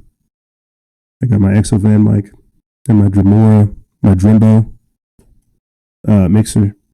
I think this is a good configuration for us. You know, I'm just being silly, as I typically do around the third segment. You know, I got a lot of things to take care of this weekend, from appearances to rallies to protests to a lot of stuff, man. You know, operations such as our own, I think people are quickly beginning to understand the usefulness and the utility that we do have, and why this does have to be done with like a certain level of responsibility, and why you guys reluctantly see me embrace that, because I know what's required of me, and I know what more has to get done. I just don't want to do it sometimes because I'm hoping that other people will. And the sad part is nobody else will. A lot of people get caught up on silly things, and that's okay for them. But we're not here for that. What we are here to do is to give you that, again, that deep, comprehensive view on what's taking place and what you can do to kind of prevent it, and what's required of us in the future. You know, to really war game stuff. You know, this is why I don't join up with groups. This is why I don't try to do a lot of different things. I try to operate as an independent, I guess, agent or contractor, a person. I represent myself, because again, you have to see the power of the one, and how whenever you step forward into like a greater collective and a greater community, you really do appreciate the individual things that you've done and what you're again just able to bring to the table. But if everybody's always pushing for a collective, always trying to join up with other people, always trying to, you know, just be a follower, no one's leading, no one's trailblazing, no one's setting a path. You know, and so from our hiccups to our censorship to our shadow banning to, you know, our mic glitches to our terminated interviews, you know, to all the things that we've experienced, gang, you know, this should just be such a beautiful lesson in what consistency looks like, man, in today's society, and the hurdles that everybody has to jump through, you know, from COVID-19 to real biological things, you know, cancer. There's so much stuff that we've covered here on the show that it's not simply news that a lot of people tune into. They don't tune in simply for my life. They don't tune in simply for the political analysis or, you know, the occasional moments that I have motivational speeches and things like that. They tune into the world, and that's what we try to present you here, from my point of view, I suppose, is the world. And that's what really we all should be having. But whenever we have a technocratic dictatorial elite trying to curate content and censor what people are allowed to see, this world of ours gets so distorted. It gets blocked off. And that's why I will fight for whatever you have to say till the death of me. Because even if I don't believe in it, I believe in your right to say it. This is the world that we live in. And with that being said, let's start this segment. Global consequences. Now, I left off from the previous segment basically talking about political escalation.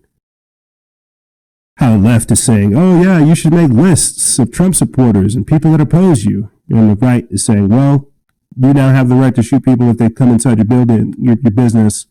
You won't be held accountable. I talk about that, and I don't think it really sets it or dawns on people. It's the precedent of what that sets. Again, I just can't help but seeing the purge come from lockdown culture and from this COVID-19 stuff, because it's going to do damage to our economy. People can't live like this. And you're going to have, again, roaming mobs of unemployed people trying to burn stuff down because they need the resources.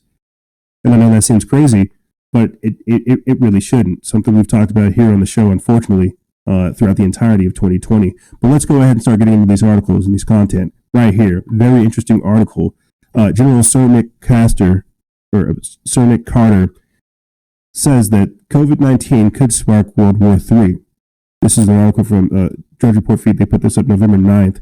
I'm going to read a little bit of this and try to explain it throughout the entirety of it. It's a very lengthy article. It made headlines across the world, but it's resource wars and more. Let's get into this. It says COVID could spark a third world war, and an army of 30,000 robots could fight in the future, the UK's most senior military commander says. General Sir Nick Carter made the claims about the future of the British forces as he warned the economic fallout of the pandemic has made the prospect of World War III a risk. And the chief of the defense staff said that the country's 82,000 strong army will begin to look different as it modernizes to face new and emerging threats, with, quote, robots potentially fighting on the front lines. Sir Nick made the comments when asked by Sky News in the run-up to Remembrance Sunday whether he feared the global economic crisis brought on by COVID could lead to war. He said he's worried the increase in regional conflicts playing out across the world could ramp up into a full-blown war, mirroring the run-up to the two world wars. The senior official argued that with the world being a, quote, very uncertain and anxious place during the pandemic, there was the possibility that, quote, you could see the escalation leading to miscalculation. Quote, we have to remember that history might not repeat itself, but it has a rhythm, he said. If you look back at the last century before both world wars, I think it would be unarguable that there was escalation which led to the miscalculation, which ultimately led to a war at a scale we would hopefully never see again. Asked whether he was saying there was a real threat of World War III, he replied, quote, I'm saying it's a risk we need to be conscious of. Those risks. Oop. It says that, and that's why remembrance matters. Because if you look back at the history, hopefully you learn from their experience and you make sure that they're very cautious about how you manage these sort of regional conflicts and that we see playing out in the real world today. Asked about the future of the Army, he said he wants a force, quote, designed for the 2030s, but admitted we won't get there overnight. And he said that the service will have, quote, all manner of different people employed, including robotics. Quote, nobody can predict the future or quite what the mix of technology will be necessary to achieve that, he said. We could have an army of 120,000 of 30,000, maybe robots, who knows. We need to open our minds to numbers of personnel, not determining where we're going. The official said remembrance is crucial as it will help heal the world and manage the type of conflict that will lead to the previous World War. So think about this.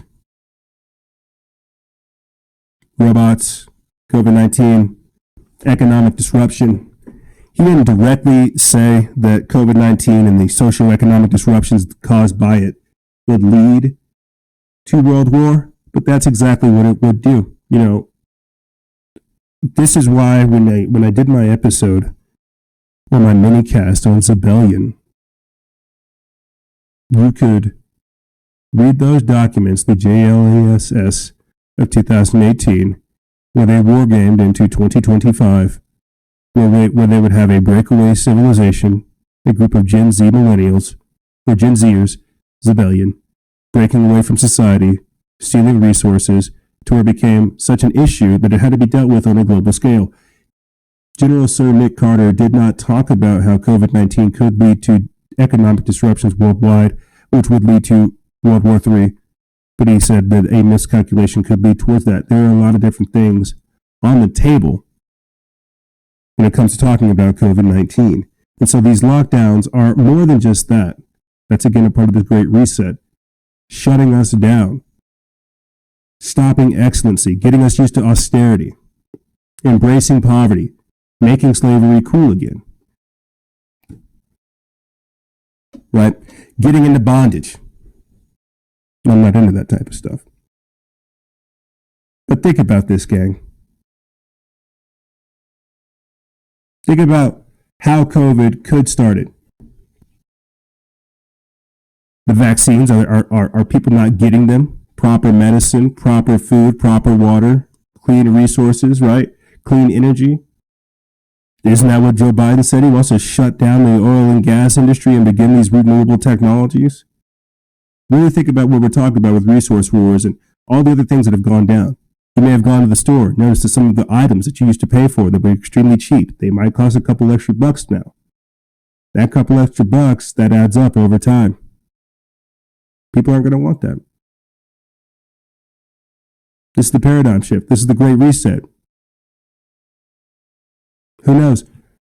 Some people are saying that this is a good thing because it levels out everything. It brings us down to zero. We can start all over again. That is just the altruistic approach to global domination. And now you have a trucker strike in November that could be another nail in the coffin of the supply chain. I'm not going to play the clip for you because we'll get hit with copyright infringements, but it's the Stop the Tires movement taking place. That's right, or Stop the Tires truckers. It's kind of like the Stop the Steal rally, Stop the Steal for Donald Trump, but it's the Stop the Tires truckers rally where you have more than 15,000 people coming together across the nation saying that we're going to stop trucking to show their support for Donald Trump. And on the surface, this seems like a good thing, but really think about it. Some places won't be getting food. Some people won't be getting their eggs. They won't be getting their milk. They won't be getting any of these things. That's why when I started this episode off talking about how much usefulness my own little chickens had in my own community, I'm not supplying milk. I'm not supplying, goods and stuff like this. This seems good on the surface because they're showing support for Trump, but do you see what these actions are going to do on a national scale? Some stores, some grocery stores, literally only have food for that day. They have to rely on the truckers to come in so the stockers and the packers can come in early in the morning, late at night to stock those shelves. The truckers stop that, the people don't get their food. The people don't get their food, those people get angry. That's why a lot of people are upset. That's why with these most recent protests over Walter Wallace Jr., we played the clip for you of people raiding Walgreens. People don't have the money to play in these games. A lot of people don't have money. A lot of people don't have food. This next article we're going to get into is of British health experts calling for a meat tax when the majority of people are relying on food banks. This is something that we've talked about here on the show, unfortunately, time and time again. So, shameless plug, go ahead and get you some My Patriot Supply Storeable goods. Because if you're not getting hit by inflation, you're going to get hit by rationing and food shortages. This is some very crazy stuff. And so I'm all in support of, showing your support for America and showing your support for the office of the president and the third, but just be very cautious. I think what I'm trying to say is I have mixed feelings about this. But this is an article by Daisy Luther over there at the Organic Prepper. They put this up November 9th. It says, rumor has it that a large number of independent truckers are planning multiple strikes in November, during which they'll stop transporting. Well, they'll stop transporting everything. Considering that our supply chain is already in precariously bad shape, imagine the impact if the transport also came to a halt. Here's how it's being organized. There's a group on FedBook, for now, called the Stop the Trials Truckers that is organizing the strikes. As of the writing of this article, more than 15,000 people have joined the newly formed group. Note that they are specifically asking truckers who transport medical supplies to not participate. Our message is simple and hopefully effective. We fully intend to exercise our rights and will not have politicians making crippling decisions that will negatively affect our future and the future of our children. President Trump has worked diligently for 4 long years to protect the rights and freedoms of all Americans and, very importantly, the blue-collar workers of this country. The blue-collar workers are literally the ones who make the wheels turn. Without truck drivers, this country could not survive for long. Our intention is not to harm anyone. We would like to make a point that we do not wish for any companies or private truckers supplying any kind of medical device and or services to participate in our movement. We will not participate in the leftist Biden-Harris Green New Deal. We do not support the banning of fracking. The United States of America operates as a capitalistic economy, and oil is the fuel she survives on. With this being said, we will stop all tires for 24 hours on Veterans Day. 11/11/20. Yesterday. Yeah.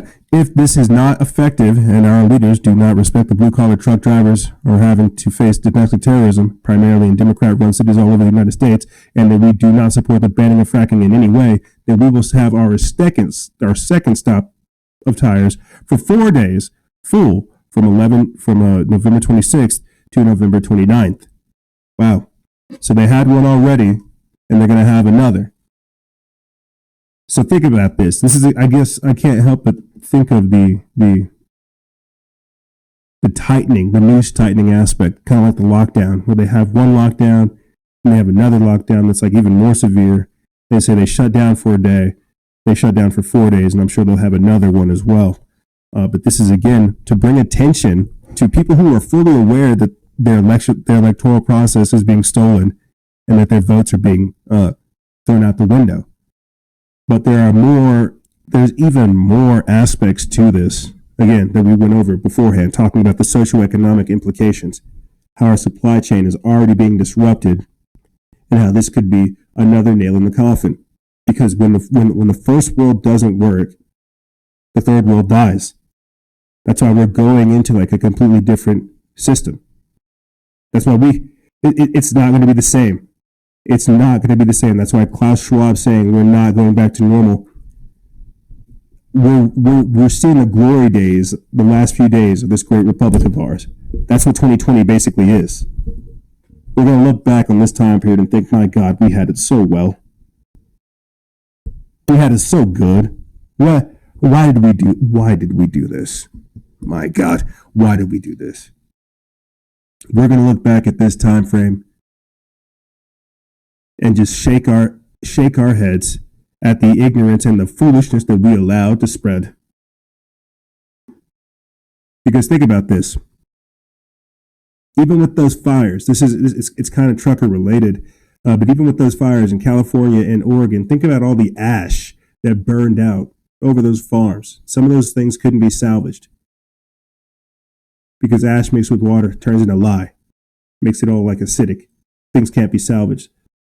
Think about just how much disruption, oh my good God, has been caused this year. They say that California feeds America. It's the breadbasket of America. And these fires are happening through wine country.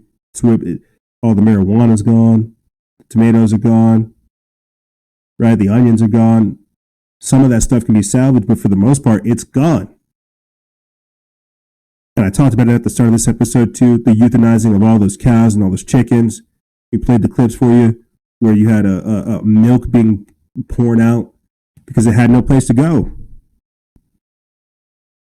Like, it is an economic disaster. And now you have them calling for a nationwide trucker stop. So I support the idea.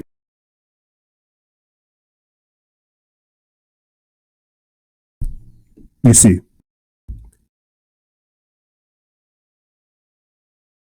So it's going to be very interesting, no doubt. And now you have a British health expert calling for a meat tax. Meanwhile, a record number of families are relying on food banks to feed themselves. An article that comes from Science of the Time, they put this up November 9th. It says a carbon tax should be introduced for food producers by 2025, a group of UK health professionals have said, stressing that the food production accounts for the bulk of greenhouse gas emissions. It is impossible to, quote, keep global temperatures at safe levels without paying attention to the food industry, both in terms of production and consumption, the UK Health Alliance of Climate Change said in a report released last week. The association represents several colleges of medicine and nursing, the British Medical Association, as well as medical journal The Lancet, among other groups. One of the incentives proposed by the Alliance to save the planet is to switch to a climate-friendly diet, veganism. This includes, among other measures, trimming red meat consumption in favor of plant-based protein, as they claim meat production is one of the major contributors to emissions. According to the data cited in the report, the food system will be a, quote, within sustainable environmental limits, only if red meat consumption is cut by half. Another proposal says that all food producers should be targeted by a food carbon tax. The levy is said to be based on the carbon footprint of their food products and should be introduced in 5 years if the industry fails to take, quote, voluntary action on its climate impact. The group stressed that such fiscal measures have been proven to be an effective tool, citing the so-called sugar tax and levies on plastic bags as successful examples. Before I continue on, you already have Joe Biden saying that he would get us back into the Paris Climate Accord. You've got Greta Thunberg already trying to weasel her way back into American politics. And my reason behind saying that is they are trying to introduce a carbon tax. They're already trying to talk about, getting us into this mindset, getting us along with Agenda 21 and Agenda 2030, having fines and taxes for people that don't capitulate and join. You've already had Microsoft and Apple say they're going to be carbon neutral by 2030, that they're not going to basically have an impact. This is why you have certain big tech companies putting their servers underwater and then using that water to help generate electricity. I don't know. It's a crazy method of energy control and energy management. But what I'm trying to say is COVID-19 will lead to this development. You're going to see them pivot from the virus to global emissions, looking at our carbon footprint. And a meat tax is just that. So whenever Sir Nicholas Carter is saying that COVID-19 could lead to World War III, well, some countries will go along, with the agenda, but others won't. And this will lead to resource wars. People being taxed, people fighting over things that are there. Here, let me get back into this article and then we'll continue on. It says, while the tax stops short of pointing at any manufacturers in particular, meat producers may be hit hard as livestock produce methane, which is even worse for the ozone layer, and nitrous oxide. The UK HACC says that the impact of such a tax on UK farmers could be reduced by offering subsidies for encouraging biodiversity and afforestation. However, the measure may eventually end up on the shoulders of consumers, as producers may simply hike prices instead of reducing their climate impact, the report warns. Other measures proposed by the group include mandatory environmental labeling for food and reducing food waste, including by eliminating the practice of buy one, get one free promotions for unhealthy and perishable foods. Quote, we can't reach our goals without addressing our food system, said Kristen Bash, a co-author of the UK HACC report. Quote, the climate crisis isn't something we should see as far in the future. It's time to take these issues seriously now. They're saying that we're going to tax your food to the point where you're not going to want it. I remember watching this show Incorporated, put together by Matt Damon and Ben Affleck, and in the actual episode, they had like a pack of bacon that was worth a lot of money, because they basically ended up paying their house servant and like a couple strips of bacon after she tried to steal some of the bacon. And I say that because meat is going to be considered a commodity. This is Agenda 21. This is Agenda 2030. This is the Green New Deal. This is climate change. This is them getting you away from your old world order, getting you away from the diet that you're used to having. This is the global consequence of COVID-19. We could talk about the political escalations, the stuff that's happening because of our electoral system, but that's just happening here nationally. We're not looking at the global impact of what all this means, what inflation sounds like. When I say getting us used to being poor, when you have Klaus Schwab saying that we're going to pay you not to work, that we have the finances for that. One of Joe Biden's health administrators came out saying, you know what, we have the finances to do that. No, you don't. You can't pay people.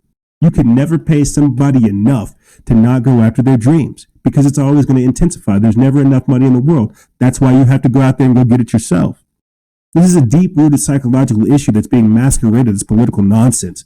That's what I mean by the socioeconomic and the socio-political reformation, the paradigm shift, really changing how we approach the world, the collapsing of the old world order and the resurrection or the creation of the new world order. And it starts with stuff just like that, with down to your food. That's a part of the Great Reset. Having a diet that is climate and earth friendly. Having a sustainable relationship with the earth. You understand these words I'm trying to kick to you? You get me? Because it's not words, it's what they mean.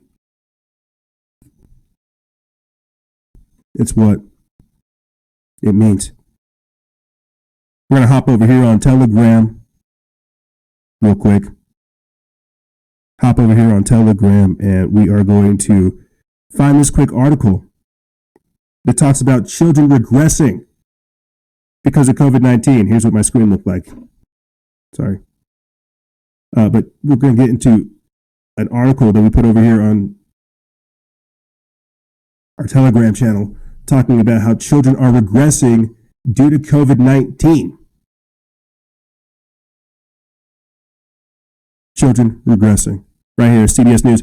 Kids have regressed due to COVID-19 restrictions with some potty-trained kids going back to diapers. It is sad. It's not kind of sad. It is sad. Because what we're talking about is that social factor, man. Kids need to be around people their ages. And everybody's suffering from this. You know, there are some kids who don't have computers and can't sit on their computer, can't sit on their phone for 6 hours or for 8 hours or for however long kids are in school. They can't do that, man. And so they are regressing. They're not learning from other people. They're not learning from their mistakes. They're just seeing their environment. And unfortunately in a state of arrested development. It's a very real thing. And I know, people are having hard toss-ups. Do I send my kid back to school during a pandemic? It's really hard to say. But what I'm trying to say is everybody is suffering. Parents are having to readjust their schedules. They're having to have more of a relationship with their kids. They can't rely on the state. This is one of, again, the global consequences of COVID-19, the socio-political reformation that's taking place. What are our values, right? Let me read this article. It comes from Caitlin O'Kane over there at CBS News. They put this up November 10th. It says kids have regressed due to COVID-19 restrictions, with some potty-trained kids going back to diapers. It says an educational watchdog in the UK found that some children have regressed due to COVID-19 related school closures and restrictions. A report from Ofsted, the Office for Standards and Education, Children's Services and Skills, says some kids have fallen back in basic skills, and some who were greatly impacted have forgotten how to use a fork and knife. Wow. Ofsted made visits to 900 schools and early childcare providers in September and October, according to a press release from the UK government department. It found there are three, quote, broad groups of children, according to Chief Inspector Amanda Spielman. One of the hardest hit groups of young kids, this group has suffered from time out of school and has gone backwards on words and numbers. This group has also reverted to diapers after being potty trained or lost some basic skills such as using a knife and fork. The majority of children are in the middle group and, quote, have slipped back in their learning to varying degrees since schools were closed to most children and movement restricted, according to Spielman. The, quote, lost learning is unarguable, but it's hard to assess. A third group is comprised, or of children who had positive experiences during school closures. These kids aren't necessarily from well-off backgrounds, but do have supportive families. They might have benefited from more equality time with their families and felt a sense of togetherness with their parents. Whether or not kids, quote, had good support structures played a role in experiences. For example, if parents were able to spend time with the kids and family, this was described as a, quote, good support structure. The Ofsted inspectors said older children have lost their, quote, stamina for reading. The watchdog also warned that older kids might show loss of concentration when returning to school, noting that fights on social media started during the lockdown are now, quote, being played out in the classroom. Some children are showing signs of mental distress, raising concern about eating disorders and self-harm, according to the Ofsted report. Others also reported a loss of physical fitness. The UK first went into lockdown in March, shuttering schools and most businesses. The country went into lockdown again last week, but unlike the first time, schools, universities, and nurseries will remain open, according to BBC News. Quote, returning to school is vital for children's education and for their well-being, says the UK's Department of Education guidance, updated last Thursday. Quote, time out of school is detrimental for children's cognitive and academic development, particularly for disadvantaged children. This impact can affect both current levels of education and children's future ability to learn. Therefore, we should ensure all pupils can return to school sooner rather than later. The Department of Education said for most children, the benefits of returning to school far outweigh the risks of getting coronavirus. So the plan is for children to return to school and to start to reverse the enormous cost of missed education, the department says. I'm going to go ahead. If you guys want to read more, I'll put the link for that in the description bar below. Again, it's on our Telegram channel, but there you have it. Children are regressing. They're not at that accelerated state of learning. They're not coming together. You know, having your online friends is much different than having friends that you do yard work with, or friends that you work on cars with, or friends that you paint fences with, or friends you go out and go do things with, that you read books or research with. Now everything's done online. These kids, they miss that social factor. Told not to hold hands or hug, socialize. It's a gosh darn tragedy. They're being brainwashed, indoctrinated, put into a state of arrested development to where they have to wait for their next update. This has been atrocious, man.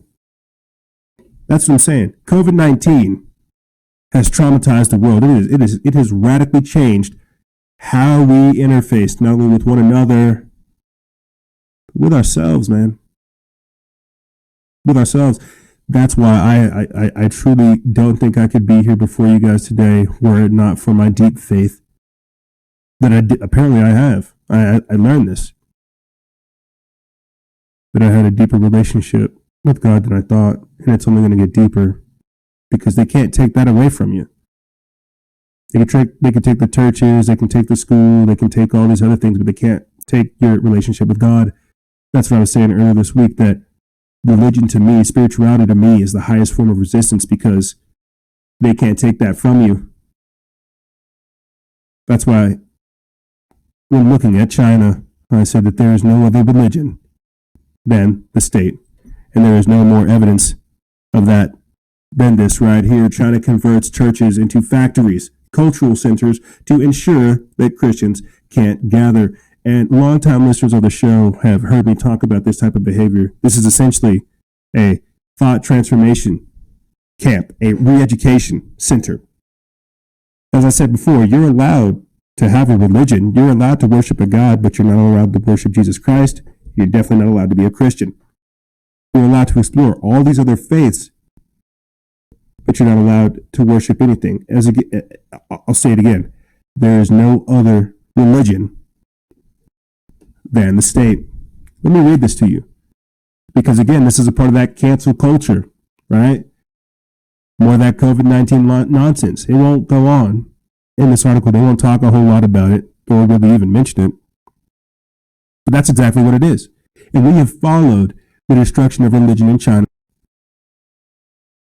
The burning of Bibles, the burning of churches, the tearing down of crosses, right? The ripping up of graveyards, the destruction of grave sites. installing Communist Party officials inside of the church, rewriting the Ten Commandments to replace them with Xi Jinping quotes.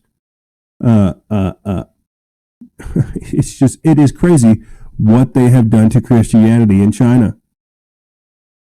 And now you have them converting churches into factories, cultural centers, to ensure that Christians can't gather, saying that no, you will not worship anything other than the state. This is an article written by Ricky Scaparo over there at End Times Headline. They put this up November 10th. It says China is taking new measures to ensure that Christians won't be able to assemble together and worship. According to a new report from the Christian Post, China's Communist Party has demolished churches and repurposes places of worship, turning them into entertainment venues, factories, or cultural centers, promoting President Xi Jinping's socialist values. Now, think about this, because there's a theory out there that the Knights Templar built a lot of churches on top of like slain enemies, that they basically built these churches on top of previous mounds and previous religions and previous cultures to consecrate the ground and to claim it for their own God, right? And that's exactly what I get when I think of this, that Xi Jinping, that the Communist Party saw that these people were worshiping God there, and they wiped this place out, and they turned it into a workshop or into a cultural center, a factory, a place to where people won't be able to worship. They took this spot that was trying to deify and give glory to God, and they said, no, you're going to give glory to man. It says the report further states that the Guangjin district government in Shanghai City has reportedly shut down an old local church venue for, quote, organizing illegal gathering and refusing to join the Three Self Church. A month later, it was conveniently converted into a civilization practice station for a new era, a nationwide project launched by the CCP in July of 2018 to encourage people of faith to abandon religions and follow the party.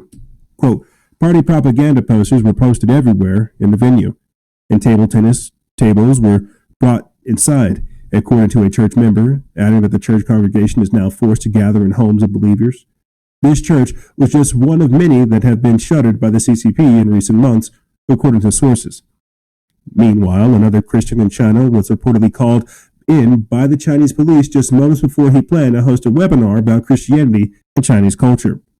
According to a report from CBN News, Ran Yanfei, who converted to Christianity about 4 years ago in 2016, is a writer and public speaker who has spent his life being devoted to sharing the gospel since his conversion. The report states that Ron was scheduled to participate in a webinar titled, quote, Gospel During the Pandemic over the course of November 3rd to November 5th. However, the night before the virtual lecture began on November 4th, Ron received a sudden phone call from Chinese authorities demanding that he cease the discussion and report to the local police station. Now think about this. They said, hold up, Ron. You better not tell the people about your God. You better not tell people about Chinese culture. You better not. You better not. And they're going to put, again, tabletop cultural centers where you can play tabletop tennis.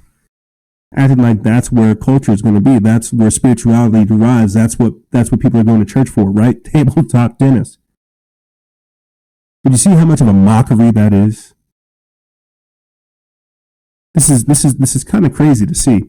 Again, the information I just prattled off about what's going on and what's happened to our Chinese Christian brothers and sisters, the Falun Gong, as well as the Uyghur Muslims that are over there, going into these re-education centers, these thought transformation centers, being taken to these detention facilities, some of them even being killed, labeled religious extremists over there. The fact that they're putting factories and cultural centers there, that's there for them to wipe over what they've done. Oh, we didn't just wipe out a religion. Look, you can play tabletop tennis here now.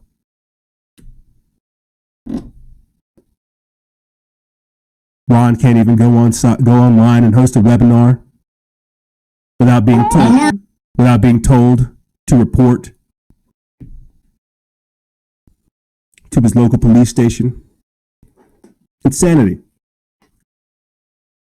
This is insanity. This is re-education camps. Again, there is no other religion than the state. And this is who Joe Biden is working with. Continuing on, it says Ron was later released by authorities. He stated, quote, "I am thankful that I have been returned," Ron said during an online message. "I cannot share tomorrow as well, but must we share the gospel through speaking? If you understand that being a change is the sharing of the gospel, not only with the people who talk to you, but also the many who watch you, then we should feel joyful for entering the police station multiple times." Ron's experience is among many where the Chinese government has cracked down in an attempt to suppress Christians and the church in China. Yeah, the Christians in China are hardcore. They're hardcore because they have made the ultimate sacrifice, and they have stood up. The stuff that I literally just told you right there, from the burning down of churches, the burning of books, Bibles, the ripping up of graves, right? They have withstood, and the church there has only gotten stronger. It really has, and we're afraid to wear masks here or congregate here. That's the problem, you know? And I have to say this too, whenever a lot of that stuff started going down, that's why they got rid of George Orwell's 1984 over there. That's why they started, again, burning these Bibles, because they're creating the mark of the beast style system over there in China. They're creating a social credit score system where you're able to neither buy nor sell without receiving the mark. For our Chinese Christian brothers and sisters over there, they are already in Revelation. They are already in the mark of the beast style system. Yet you won't hear a word of it over here. You won't hear any of the so-called Christians here talking about that type of stuff. It takes an Archbishop Carlo Vignano, to write a public letter to Donald Trump for him to basically say, hey, listen, this COVID stuff is creating a global technocratic elite, to where you have Klaus Schwab, one of the directors for the World Economic Forum, echoing those sentiments, saying that indeed a technocratic dictatorial elite are going to rule the earth. This is it.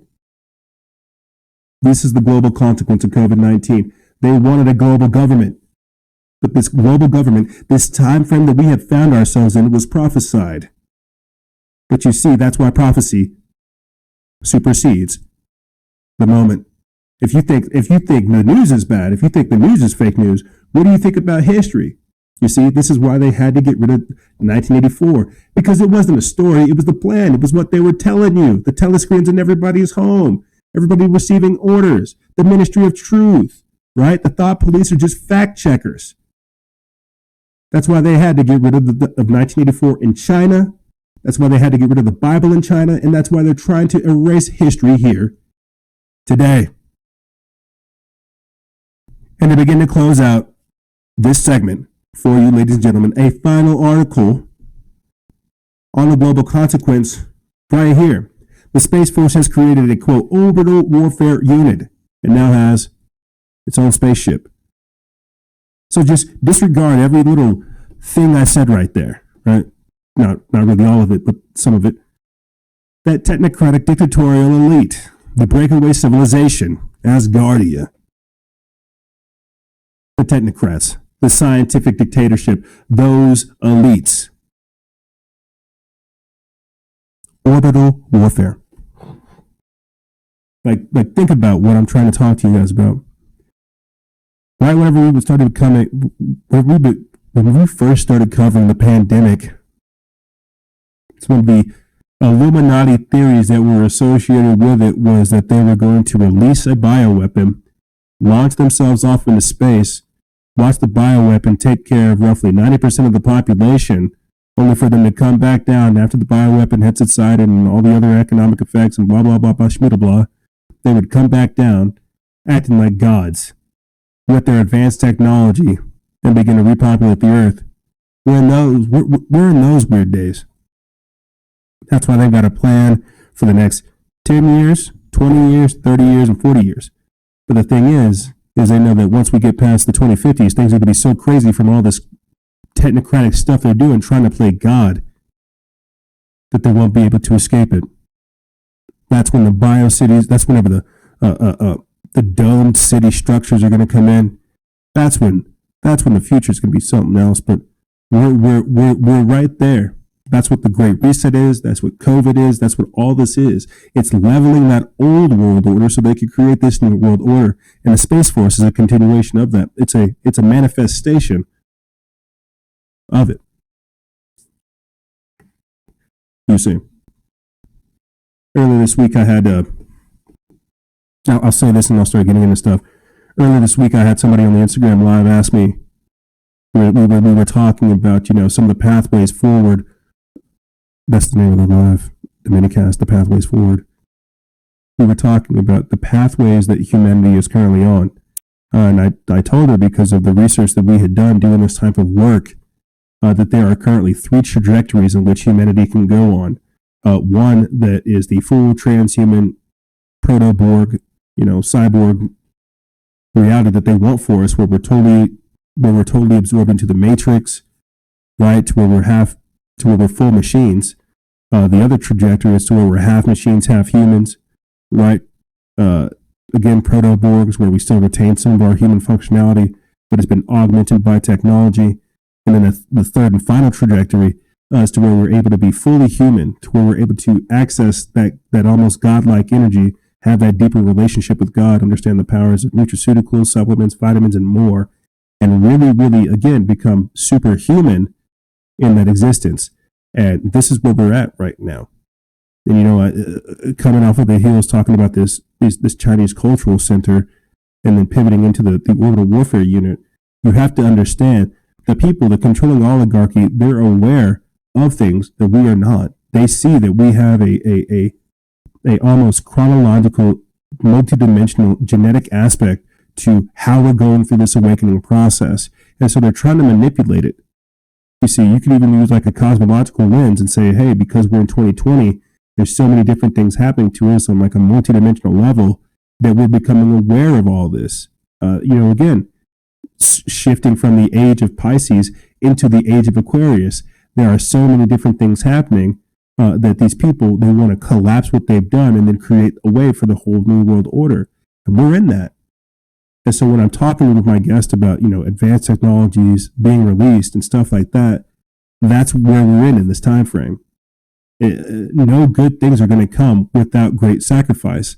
And unfortunately, that's where a lot of these people who are sacrificing themselves for the COVID-19 development of the vaccine, that's where their essence is going, towards the development of these advanced therapeutics and life extension technologies. But you've got to ask yourself, where is that going to put you in your trajectory? Are people going to want that, or do we need to, again, start having that conversation of what a superhuman looks like? And so this is a very interesting time frame we found ourselves in. This article we're going to be getting into about the orbital warfare, that's them just saying that the military-industrial complex has stepped up, that they too are now moving past just terrestrial warfare, regional warfare, and things like this. Whenever Sir Nicholas Carter, the UK defense minister that we were talking about earlier, talking about how COVID could lead to World War III, we've got to think about this. It's not about just bang, bang, shoot them up, you're dead. It's about the resources, orbital warfare, being able to have total dominion, not only on your airspace, but in your space in general. And that's where this comes in. So there's a lot of things happening right now on the landscape for the future, but people kind of have to pull back to think about what this means, where we're going, and where this is going to take us. But here, let me go ahead and get into this article, and I'll start closing out this episode for you guys. Sorry to go on that rant. We put this up November 10th. It's from Activist Post. It's by Justin McLachlan, and it says that it's not specifically a TIE fighter or X-Wing from the Star Wars series, but the Drive reported last week that Trump's recently created Space Force is now in charge of the experimental X-37B spacecraft, a craft that was in prior ownership of the Air Force, which should turn many heads. The unit is also precariously known as Delta 9, according to the service. Military.com reports. So they're going ahead and telling you we got the technology. We're going to space. It's like, I'll say this and get back into it. Right whenever at the height of this pandemic, I remember covering it because I posted it over there on Liberation Legion. Trump signed an executive order to go ahead and start mining the moon. He's like, oh, okay, so we're going to start tripping about a pandemic. Well, let's go ahead and start getting materials to get people off world. And I know it sounds crazy, but if you want a rabbit hole to go down, look into stuff like Asgardia. There is for sure an entire, when I say a breakaway civilization, that's a part of it. There's an entire part of the world here, the controlling elites, the technocrats, who are using technology to monitor society, and they're gonna siphon off all the resources to make themselves that much more powerful. It's very crazy. I'll try to get into it at the end of this. But military.com reports that Space Operation Command was activated last month during a ceremony at Peterson Air Force Base in Colorado. Under the field commands are deltas and squadrons, according to the Space Force's commander hierarchy. Delta 9's Detachment 1 oversees operations of the X-37B orbital test vehicle, an experimental program designed to demonstrate technologies for a reliable, reusable, unmanned space test platform for the U.S. Space Force, according to the unit's fact sheet. Goes on to say that Delta 9 consists of 3 active-duty squadrons headquartered at Schriever Air Force Base, Colorado 1st Space Operations Squadron, 3rd Space Operations Squadron, and 750th Operations Support Squadron, along with Detachment 1. The three squadrons conduct, protect, and defend operations from space and provide response options to deter and defeat adversary threats in space, according to the chart. It's in this Delta group that the X-37B will be used. For what purpose exactly is unknown.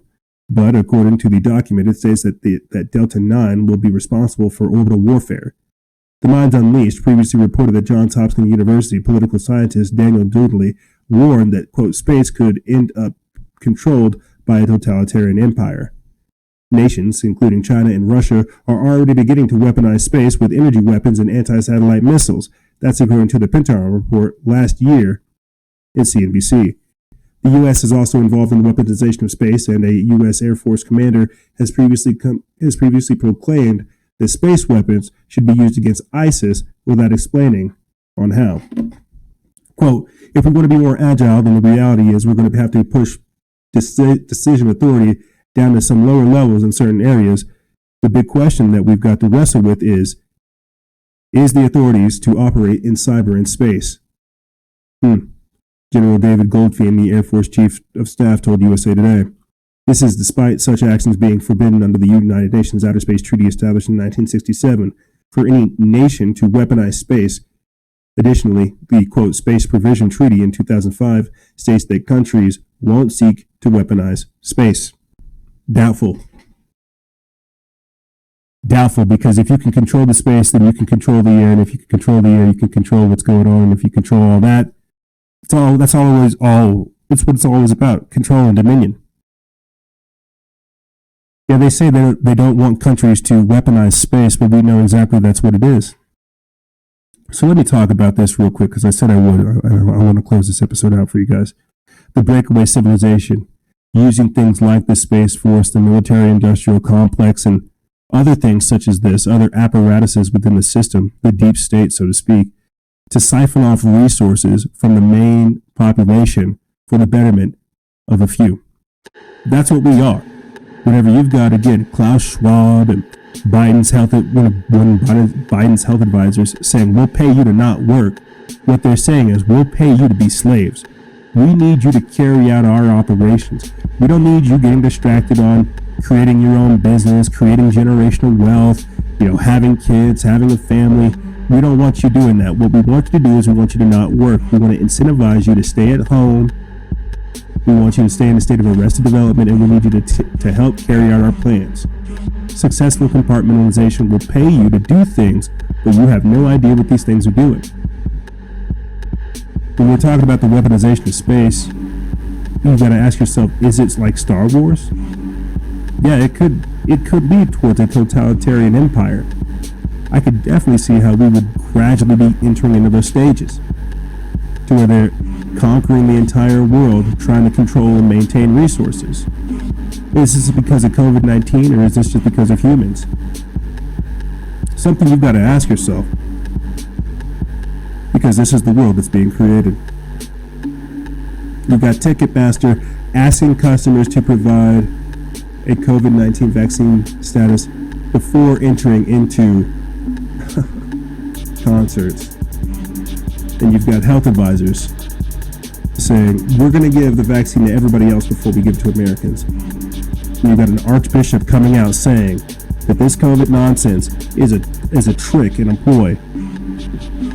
It ain't nothing but a global conspiracy against God and humanity. It's 2020 and people are waking up to see what's happening. A great awakening is taking place, no doubt. But with this great awakening comes even more turmoil. And while they try to keep us underneath their thumb, we have to remember that resistance is our existence. And we can't allow for these people to give us our success. Remember what I said at the start of the show. The contention creates distrust. Right now, the distrust is sowing the seeds for dissent. But that dissent will make us become ungovernable. Ladies and gentlemen, this is Technocracy Rising, Political Escalations, and Global Consequences.